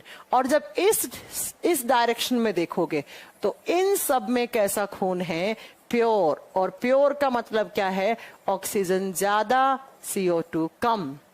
इसमें भी प्योर, इसमें भी प्योर, इसमें भी प्योर, इसमें भी प्योर, इसमें भी प्योर, इन सब में भी प्योर। ये लो बच्चों, इसे बोलते हैं कार्डियक सर्कुलेशन या ब्लड सर्कुलेशन या कार्डियक साइकिल। और आपको एक अजूबा बताऊं, ये इतनी प्रोसेस सिर्फ और सिर्फ 0.8 सेकंड में कंप्लीट होती है ना। सरप्राइजिंग चीज अभी बताएंगे आपको 0.8 कैसे होता है। पहले 2 मिनट देती हूं आपको, बढ़िया तरीके से इसे रिवाइज करो। किसी को कोई डाउट हो तो मुझसे पूछो। ये सारा का सारा blood circulation cardiac cycle 0.8 second में कंप्लीट होती है, लेकिन उसे मैं एक्सप्लेन करूंगी कैसे होती है। पहले ये लिखो सारा, यही विलियम हार्वे ने सबसे पहले बताया था। और आप बोलते हो ना हमारा हार्ट पंप करता है, तो भाई साहब पंप का मतलब ये है, अगर आपके हार्ट ने जिस दिन आपसे दुश्मनी ले ली और ब्लड को पंप नहीं करा तो भाई साहब आपके बॉडी के बीच में ऑक्सीजन का ट्रांसपोर्टेशन रुक जाएगा। और जैसे ही ऑक्सीजन का ट्रांसपोर्टेशन रुका तो फिर मेरे से मत पूछो कि क्या हो जाएगा, तुम्हें अच्छे से पता है क्या हो जाएगा। चलो देखो, 2 मिनट का समय देती हूं, मैं 1 गिलास पानी पी के आती हूं, तो उतने में किसी को कहीं पर भी कोई डाउट है मेरे से पूछिए। अब एक करें हार्ट अटैक कैसे आता है, अरे बताएंगे कैसे आता है, रुकिए।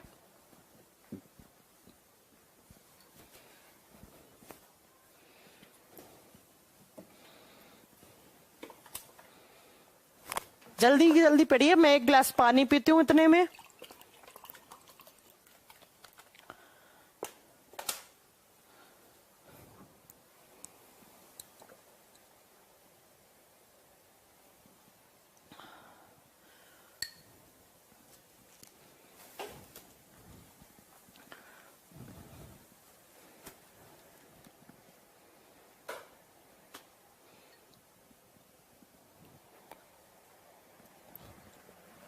हाँ जी, डाउट तो नहीं है किसी को?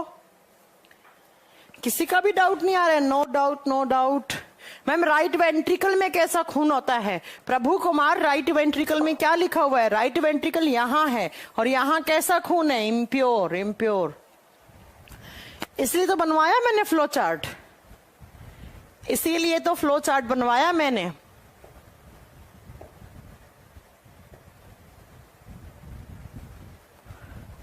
रागिनी का कहना है मैम पढ़ने में तो 1 महीना लग गया और सिर्फ 0.8 सेकंड लगता है। Yes, no doubt. Ashutosh Kumar का, राहुल का कोई डाउट नहीं है।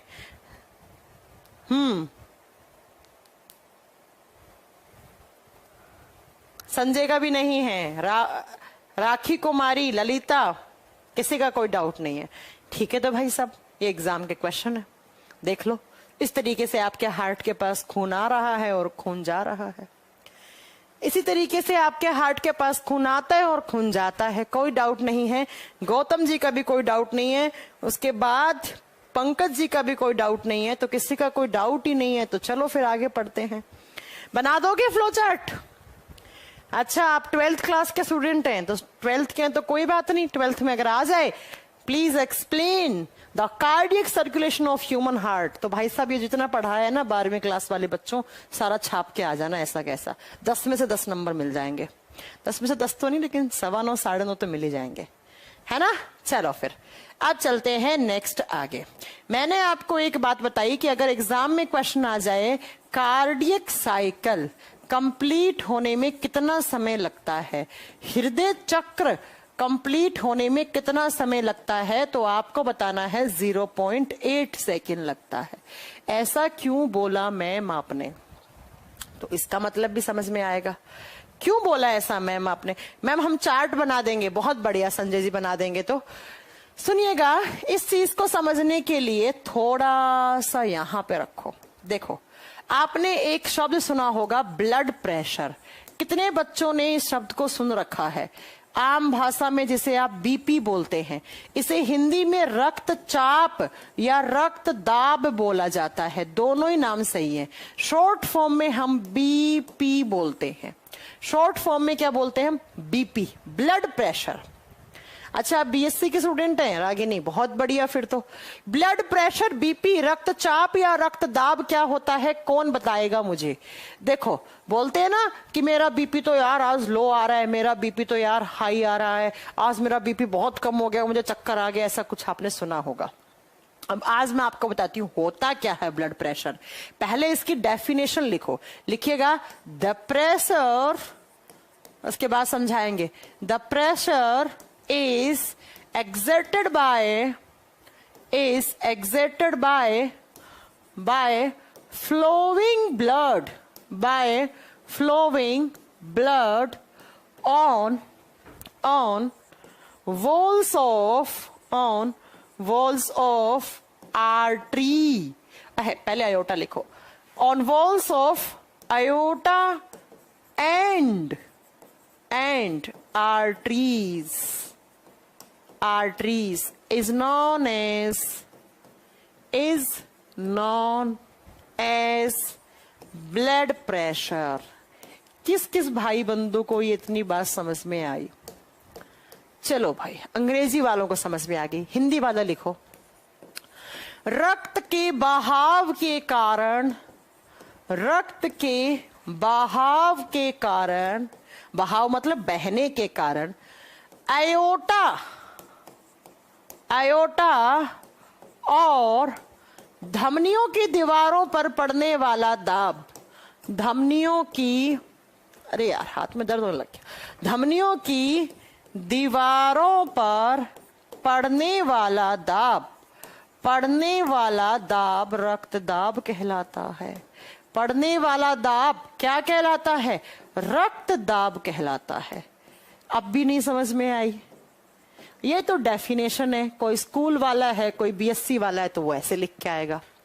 अगर क्वेश्चन आ गया please explain the blood pressure या रक्तचाप या रक्तदाब के बारे में लिखिए। तो सबसे पहले आप डेफिनेशन लिखेंगे सुंदर सुंदर नोट्स बनाकर। क्या लिखेंगे? The pressure is exerted by flowing blood on walls of aorta and arteries is known as blood pressure. जो आपका खून बह रहा है उस खून के बहने के कारण अयोटा जो सबसे बड़ी धमनी होती है और उसके अलावा जो छोटी छोटी धमनियां होती हैं उनकी दीवारों पर पड़ने वाला दाब रक्त दाब कहलाता है। मैंने आपको कहा था कि अयोटा जो होती है वो थिक होती है, ऐसे अयोटा की दीवारें ऐसे मोटी होती हैं, ऐसे ऐसे मोटी होती हैं। और जब अयोटा की दीवारें मोटी हैं तो आप जान सकते हो इस चीज को कि इसमें ब्लड का प्रेशर हमेशा कैसा रहता होगा? थोड़ा सा ज्यादा रहता होगा। किसके मुकाबले में? वेन्स के मुकाबले में। तो जो ये खून आ रहा है ना अयोटा में, इस खून के आने के कारण, इस खून के बहाव के कारण इस खून का प्रेशर थोड़ा ज्यादा होता है। मैं पहले ही बता चुकी हूं कि धमनियों में खून का प्रेशर थोड़ा ज्यादा होता है, वेन्स में कम होता है। और ज्यादा क्यों हुआ? क्योंकि इसकी दीवार मोटी है। एक पाइप लो, मोटा सा पाइप लो, उसके अंदर पानी भेजो, और एक पतला सा पाइप लो, उसके अंदर पानी भेजो। तो पतले वाले में तो आसानी से चला जाएगा, मोटे वाले में भैया खून वो ब्लड पानी का प्रेशर क्या होगा? ज्यादा, क्योंकि उसकी दीवारें क्या है? मोटी, तो प्रेशर ज्यादा लगेगा। तो इस खून के बहाव के कारण, इस खून के प्रेशर के कारण ये जो धमनियां है ना, इनकी दीवारों पर एक हल्का हल्का प्रेशर पड़ने लग जाता है। और उसी प्रेशर को आप क्या कहते हैं? इन दीवारों पर, यहां पर ये खून आ रहा है ना, यहां पर एक प्रेशर एक्सर्टेड होने लग जाता है, एक प्रेशर पड़ने लग जाता है, और इसी प्रेशर को बोलते हैं ब्लड प्रेशर। इसी प्रेशर को बोलते हैं ब्लड प्रेशर। और वो एक हेल्दी मैन या वुमेन का कितना होना चाहिए? 120 mmHg बाय 80 mmHg। अगर आप एक हेल्दी इंसान हैं, आपके ब्लड का सर्कुलेशन बहुत सही है, तो आपका वैल्यू इतना आना चाहिए।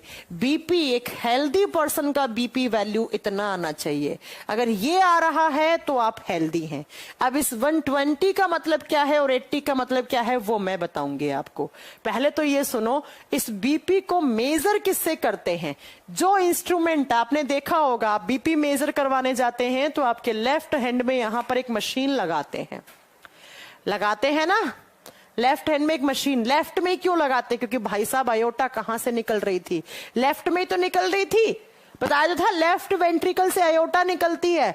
और अयोटा सबसे बड़ी धमनी है, और धमनी में अयोटा में खून आ रहा है, वो प्रेशर से ही आएगा। तो अयोटा में ही खून का प्रेशर नाप लेते हैं हम, इसीलिए जनरली लेफ्ट में लगाया जाता है इसे, इस हाथ पर।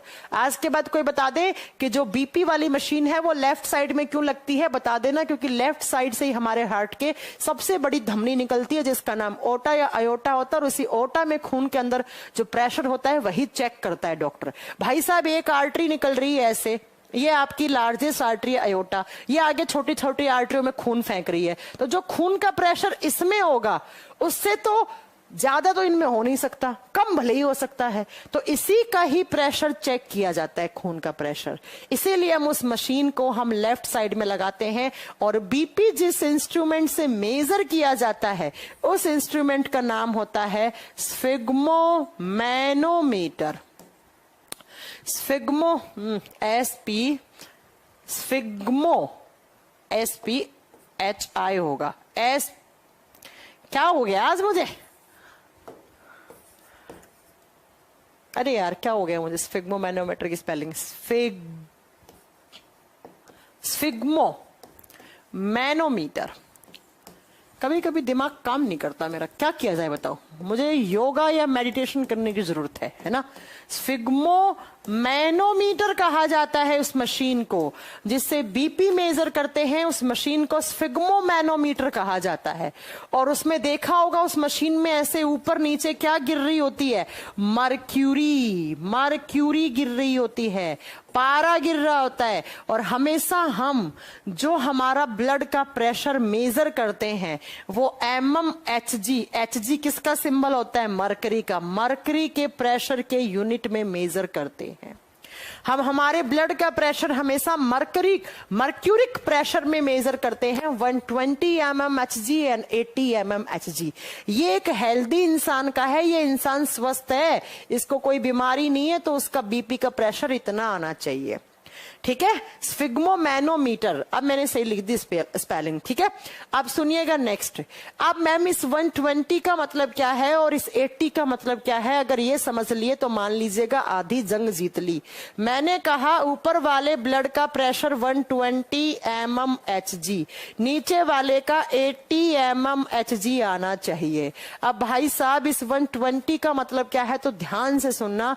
120 का मतलब होता है कॉन्ट्रैक्शन ऑफ हार्ट। क्या मतलब होता है? Contraction of heart. और हिंदी में लिखेंगे हृदय का सिकुड़ना। हृदय का सिकुड़ना, सिकुड़ गया आपका हार्ट, हार्ट की मसल्स कॉन्ट्रैक्ट कर गई। 80 का मतलब होता है relaxation, relaxation of heart. Heart relax कर रहा है, एक बार ऐसे कॉन्ट्रैक्ट करा फिर वो रिलैक्स कर रहा है। शिथिलन, हार्ट आराम कर रहा है। अब आम भाषा में मैंने समझाने को तो बोल दिया कि 120 का मतलब है कॉन्ट्रैक्शन ऑफ हार्ट और 80 का मतलब है रिलैक्सेशन ऑफ हार्ट, लेकिन साइंस की लैंग्वेज में इसे कहा जाता है सिस्टोलिक प्रेशर। इस प्रेशर को कहा जाता है सिस्टोलिक प्रेशर। हिंदी में सेम नाम है, सिस्टोलिक दबाव कहेंगे, सिस्टोलिक दबाव। और हिंदी में नीचे वाले को कहा जाता है diastolic pressure, diastolic pressure, diastolic pressure. Hindi में सेम नाम होगा डायस्टोलिक दबाव, दबाव, दाब, प्रेशर मतलब दाब। ये लीजिए। अब मैंने कहा कि एक हेल्दी इंसान के बीपी का वैल्यू 120/80 mmHg आना चाहिए। जिस इंस्ट्रूमेंट से मेजर करते हैं उसमें मरकरी होता है, इसलिए यहां पर आपने मरकरी लिख दिया। ऊपर वाले को बोलते हैं कॉन्ट्रैक्शन ऑफ हार्ट। अब इस कॉन्ट्रैक्शन का मतलब समझिएगा, थोड़ी देर पहले हमने एक फ्लो चार्ट बनाया था, ये रहा, ये आपका हार्ट है। ध्यान से सुन लेना, मैंने कहा था यहां से खून आया और एक यहां से खून आया। भाई साहब ध्यान से सुनिएगा जरा मेरी बात को अच्छे से। यहां से खून आया, यहां से खून आया, यहां से CO2 वाला आया, यहां से ऑक्सीजन वाला आया, ये डिफरेंस है। जैसे ये दोनों चैम्बर भरेंगे, ये दोनों चैम्बर के अंदर होती है मसल्स, और वो मसल्स ऐसे अंदर की तरफ खिंचती है, तो यहां का मास कॉन्ट्रैक्ट करेगा। यहां के मास के कॉन्ट्रैक्शन की वजह से ही ये वॉल्व खुलते हैं और सारा खून नीचे आ जाता है। अब नीचे वाले चैम्बर को बोलते हैं वेंट्रिकल्स नीले। अब क्या होगा, जैसे ही ऊपर वाले कॉन्ट्रैक्ट करे, अब भाई एक स्पंज है, स्पंज समझते हो ना, उसे पानी में डालो, उसे निचोड़ दो, निचोड़ते हो तो उससे खून बाहर आता है। ऐसे ही हार्ट के दोनों चैम्बर कॉन्ट्रैक्ट करेंगे तो खून नीचे की तरफ आएगा। अब ये दोनों रिलैक्स करेंगे, कॉन्ट्रैक्शन के बाद ये दोनों ऐसे फैलेंगे, ये स्प्रेड करेंगे, फैलेंगे, और अब हार्ट के नीचे वाले चैम्बर कॉन्ट्रैक्ट करेंगे। अब जब ये चैम्बर और ये चैम्बर कॉन्ट्रैक्ट किया, तो जब ये चैम्बर कॉन्ट्रैक्ट किया तो खून इधर गया, हार्ट से बाहर फेफड़े के पास गया, और जब इसने कॉन्ट्रैक्ट किया तो हार्ट से बाहर खून अयोटा में और अयोटा से पूरे बॉडी में सर्कुलेट हो गया। इसका मतलब जब ऑरिकल्स कॉन्ट्रैक्ट करते हैं तो खून वेंट्रिकल्स में आता है, और वेंट्रिकल्स कॉन्ट्रैक्ट करते हैं तो हार्ट से खून बाहर जाता है। इससे जाएगा फेफड़े के पास और इससे जाएगा बॉडी ऑर्गन्स के पास। और भाई साहब एक बात याद रखिएगा, जब आपका हार्ट कॉन्ट्रैक्ट करता है उसका मतलब है blood is out from heart, blood is out. Out का मतलब क्या है, खून बाहर जाएगा, और जो खून बाहर जा रहा है उस खून का प्रेशर कितना होना चाहिए, 120 mmHg। और साइंस का मतलब है उसे डायस्टोलिक प्रेशर कहेंगे। साइंस का मतलब क्या हो गया है, उसे डायस्टोलिक प्रेशर कहेंगे। नेक्स्ट, अब एक बार जब कॉन्ट्रैक्ट कर गई चीज, अब वो क्या होगा, relax. Heart contract relax, contract relax होता रहता है। अब जब हार्ट के ओहो ओहो ओहो ओहो सुनो सुनो सुनो, हाँ, अब हार्ट कॉन्ट्रैक्ट कर गया, अब हार्ट के चैम्बर क्या होंगे, थोड़ी देर के बाद वो रिलैक्स करेंगे। अब देखो, अगर रिलैक्स करा किसने, इन दोनों चैम्बर ने, ये दोनों ऑरिकल्स है, इन्होंने रिलैक्स करा।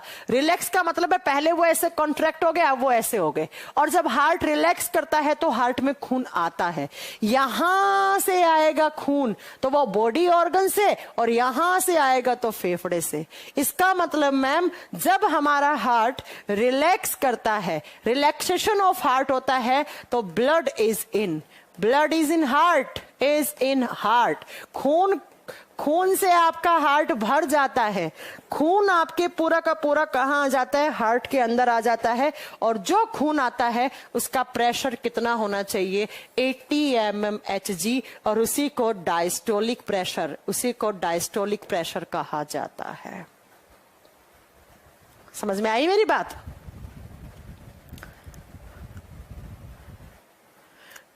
मैंने कहा हार्ट कॉन्ट्रैक्ट किया, हार्ट की मसल अंदर की तरफ खिंची तो खून बाहर गया, और खून बाहर जाता है तो उस खून का प्रेशर होना चाहिए 120 mmHg, और साइंस में बोलते हैं सिस्टोलिक प्रेशर 120 mmHg होना चाहिए। एग्जाम में क्वेश्चन आता है व्हाट इज सिस्टोलिक प्रेशर, या सिस्टोलिक प्रेशर होता है तो भैया उसमें खून अंदर आता है या बाहर जाता है? तो बाहर जाता है। या बोलता है, क्वेश्चन आता है सिस्टोलिक प्रेशर का मीनिंग क्या है? कॉन्ट्रैक्शन ऑफ हार्ट, हार्ट ने कॉन्ट्रैक्ट किया है। अब कॉन्ट्रैक्ट करने के बाद वो ऐसे क्या होएगा? ऐसे ऐसे रिलैक्स करेगा, और जैसे ही हार्ट रिलैक्स करता है तो हार्ट खून से भरता है, हार्ट के चैम्बर खून से भर जाते हैं।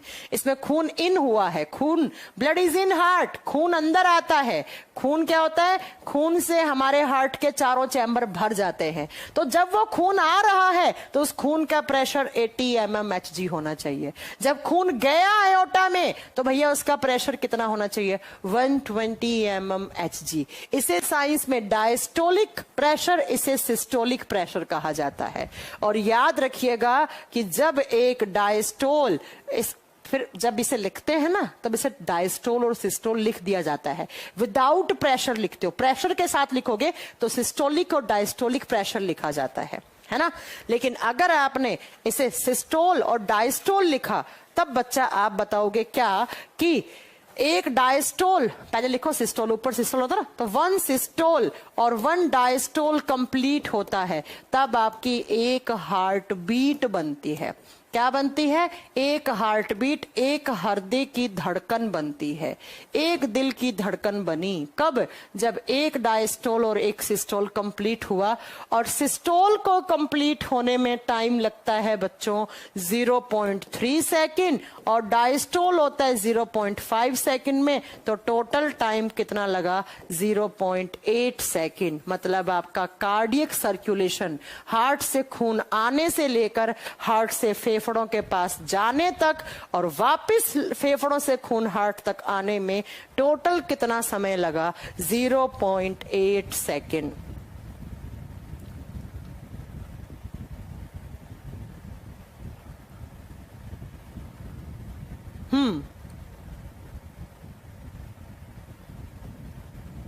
बताइए।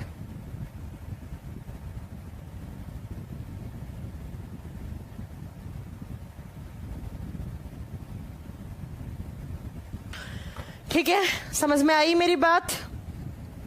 इसी तरीके से मतलब हमारे हार्ट में खून आया, फेफड़ों के पास गया, फिर फेफड़ों से वापस आया हार्ट में, हार्ट ने वापस बाहर भेजा, तब तक कितना टाइम लगता है? तो आप क्या बताएंगे बेटा?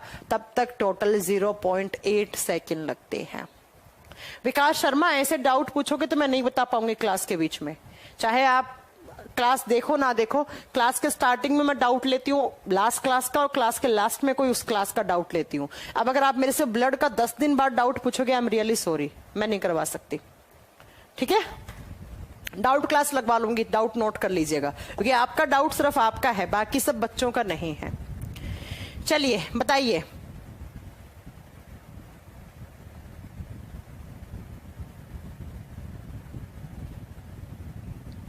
मैम बीपी क्या होता है? तो मैंने क्या पढ़ाया है? मैंने भी तो बीपी पढ़ाया, और क्या पढ़ाया है मैंने? मैंने क्या पढ़ाया? मैंने भी तो ब्लड प्रेशर ही पढ़ाया है, और क्या पढ़ाया है? जब ये ब्लड का प्रेशर, हाँ बताएंगे बीपी लो कैसे होता है, हाई कैसे होता है, पहले इतना समझ लो, बाकी सब बाद में। टेस्ट होगा बेटा, टेस्ट भी होगा। यहां तक क्लियर है? मैंने कहा कि जो ब्लड आपके खून आपके हार्ट में आता है तो उसे कहा जाता है बच्चों रिलैक्सेशन ऑफ हार्ट, उसे डायस्टोलिक प्रेशर। कितना होना चाहिए उस खून का प्रेशर? 80 mmHg। और जब खून बाहर जाता है तो उसे सिस्टोलिक प्रेशर, इसका मतलब होता है कॉन्ट्रैक्शन ऑफ हार्ट, उसका प्रेशर कितना होना चाहिए? 120 mmHg। तो इस ऊपर वाली को बोलते हैं डायस्टोल और इसे कहते हैं सिस्टोल। ये बात आपको समझ में आई कि नहीं आई? और इसे होने में कितना समय लगता है? सिस्टोल 0.3 सेकंड में और डायस्टोल होने में 0.8 सेकंड लगते हैं। खून आने में थोड़ा ज्यादा समय लगता है और खून जाने में, कॉन्ट्रैक्शन होता है, थोड़ा कम समय लगता है। दोनों को प्लस करोगे तो 0.8 सेकंड आएगा और एक हार्ट बीट 0.8 सेकंड में बनती है। ये जो मैंने आपको बताया था ना पूरा, ये सिर्फ देखो लिखा हुआ भी है कितने सेकंड में कंप्लीट होता है? 0.8 सेकंड में।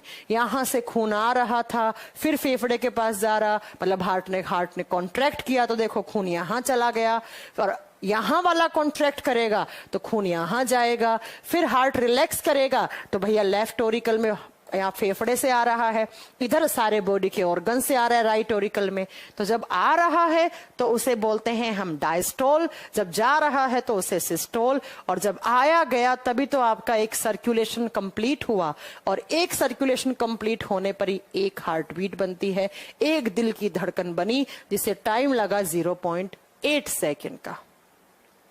कितना टाइम लगा? 0.8 सेकंड का। तो यही तो मैंने लिखा है कि एक सिस्टोल और एक डायस्टोल कंप्लीट होता है तो एक हार्टबीट बनता है। हार्टबीट कैसे बनती है बाद की बात है। कितना समय लगा? 0.8 सेकंड लगा।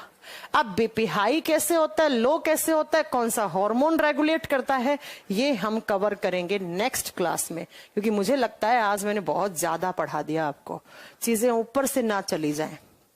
कल की क्लास में बताएंगे कि कैसे आपका बीपी लो होता है, बीपी लो होना क्या कहलाता है और बीपी हाई होना क्या कहलाता है, और हार्ट का कंडक्शन सिस्टम, हार्ट बीट पढ़ाऊंगी, पेस मेकर बताऊंगी, ऐसे नोड बताऊंगी, एवी नोड बताऊंगी, हार्ट अटैक कैसे आता है ये बताऊंगी। तो उम्मीद है कल हमारा ये चैप्टर फिनिश होना जाना चाहिए। उम्मीद है कि कल ये चैप्टर आपका कंप्लीट हो जाएगा कल की क्लास में। कल नहीं होगा तो परसों कुछ हल्की फुल्की चीज रहेंगी तो वो परसों खत्म कर देंगे।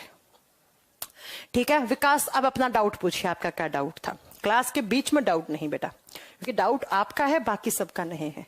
अब पूछिए विकास आपका जो भी डाउट है, या फिर आप अपने डाउट ना, आते हैं डाउट, जो पढ़ता है उसी को डाउट आते हैं बेटा, उसको एक कॉपी में नोट करो, और आप जिस दिन कहोगे किसी शनिवार या इतवार को मैं आपको डाउट ले लूंगी, किसी दिन 20-25 मिनट के डाउट होंगे आपके, और कितने से होंगे? इतने ही डाउट होंगे।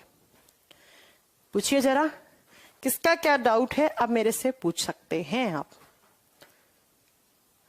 पूनम जी का कहना है कि मैम ब्लड प्रेशर ज्यादा कैसे हो जाता है? पूनम जी कल की क्लास में बताएंगे आपको। मैम सीरम टेस्ट क्यों करवाते हैं? बेटा इन्फेक्शन होता है तो सीरम टेस्ट करवाते हैं। ठीक है, रागिनी कह रही है आप इतना अच्छा पढ़ाती हैं, कोई डाउट नहीं छोड़ दिए, थैंक यू रागिनी। पूजा कुमारी का कहना है कि मैम एंटीबॉडीज क्या होती हैं? पूजा जी जब हम आपको WBC पढ़ा रहे थे तब आप कहाँ थे, सो रहे थे क्या आप पूजा जी? हाँ, और बताइएगा। नेक्स्ट, खून कहाँ बनता है? अरे भाई साहब सारी रात रामायण पढ़ाई और आप पूछ रहे हैं आप खून कहाँ बनता है, मारेंगे हम तुम्हारे कान के नीचे। इन हाई एल्टीट्यूड आरबीसी पर इफेक्ट, बेटा जब हाई एल्टीट्यूड पे जाते हो, पढ़ाया था मैंने, जब आप पहाड़ों पे जाते हो तो एटमॉस्फेरिक प्रेशर कम हो जाता है, और एटमॉस्फेरिक प्रेशर कम होने के कारण ऑक्सीजन का लेवल डिक्रीज होने के कारण आपकी संख्या में, आपके बॉडी में जो आरबीसी है उसकी संख्या में बढ़ जाती है, बताया था मैंने।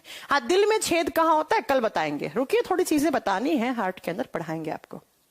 जब कभी भी आप हाइट वाले एरिया पे जाते हो तो ऑक्सीजन की कमी होने के कारण आपके बॉडी में आरबीसी ज्यादा हो जाती है।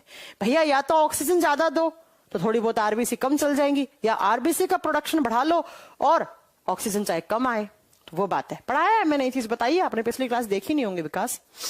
हाँ जी, गुस्सा क्यों हो रहे हो शुभम कुमार? बड़े गुस्सा आता है आपको?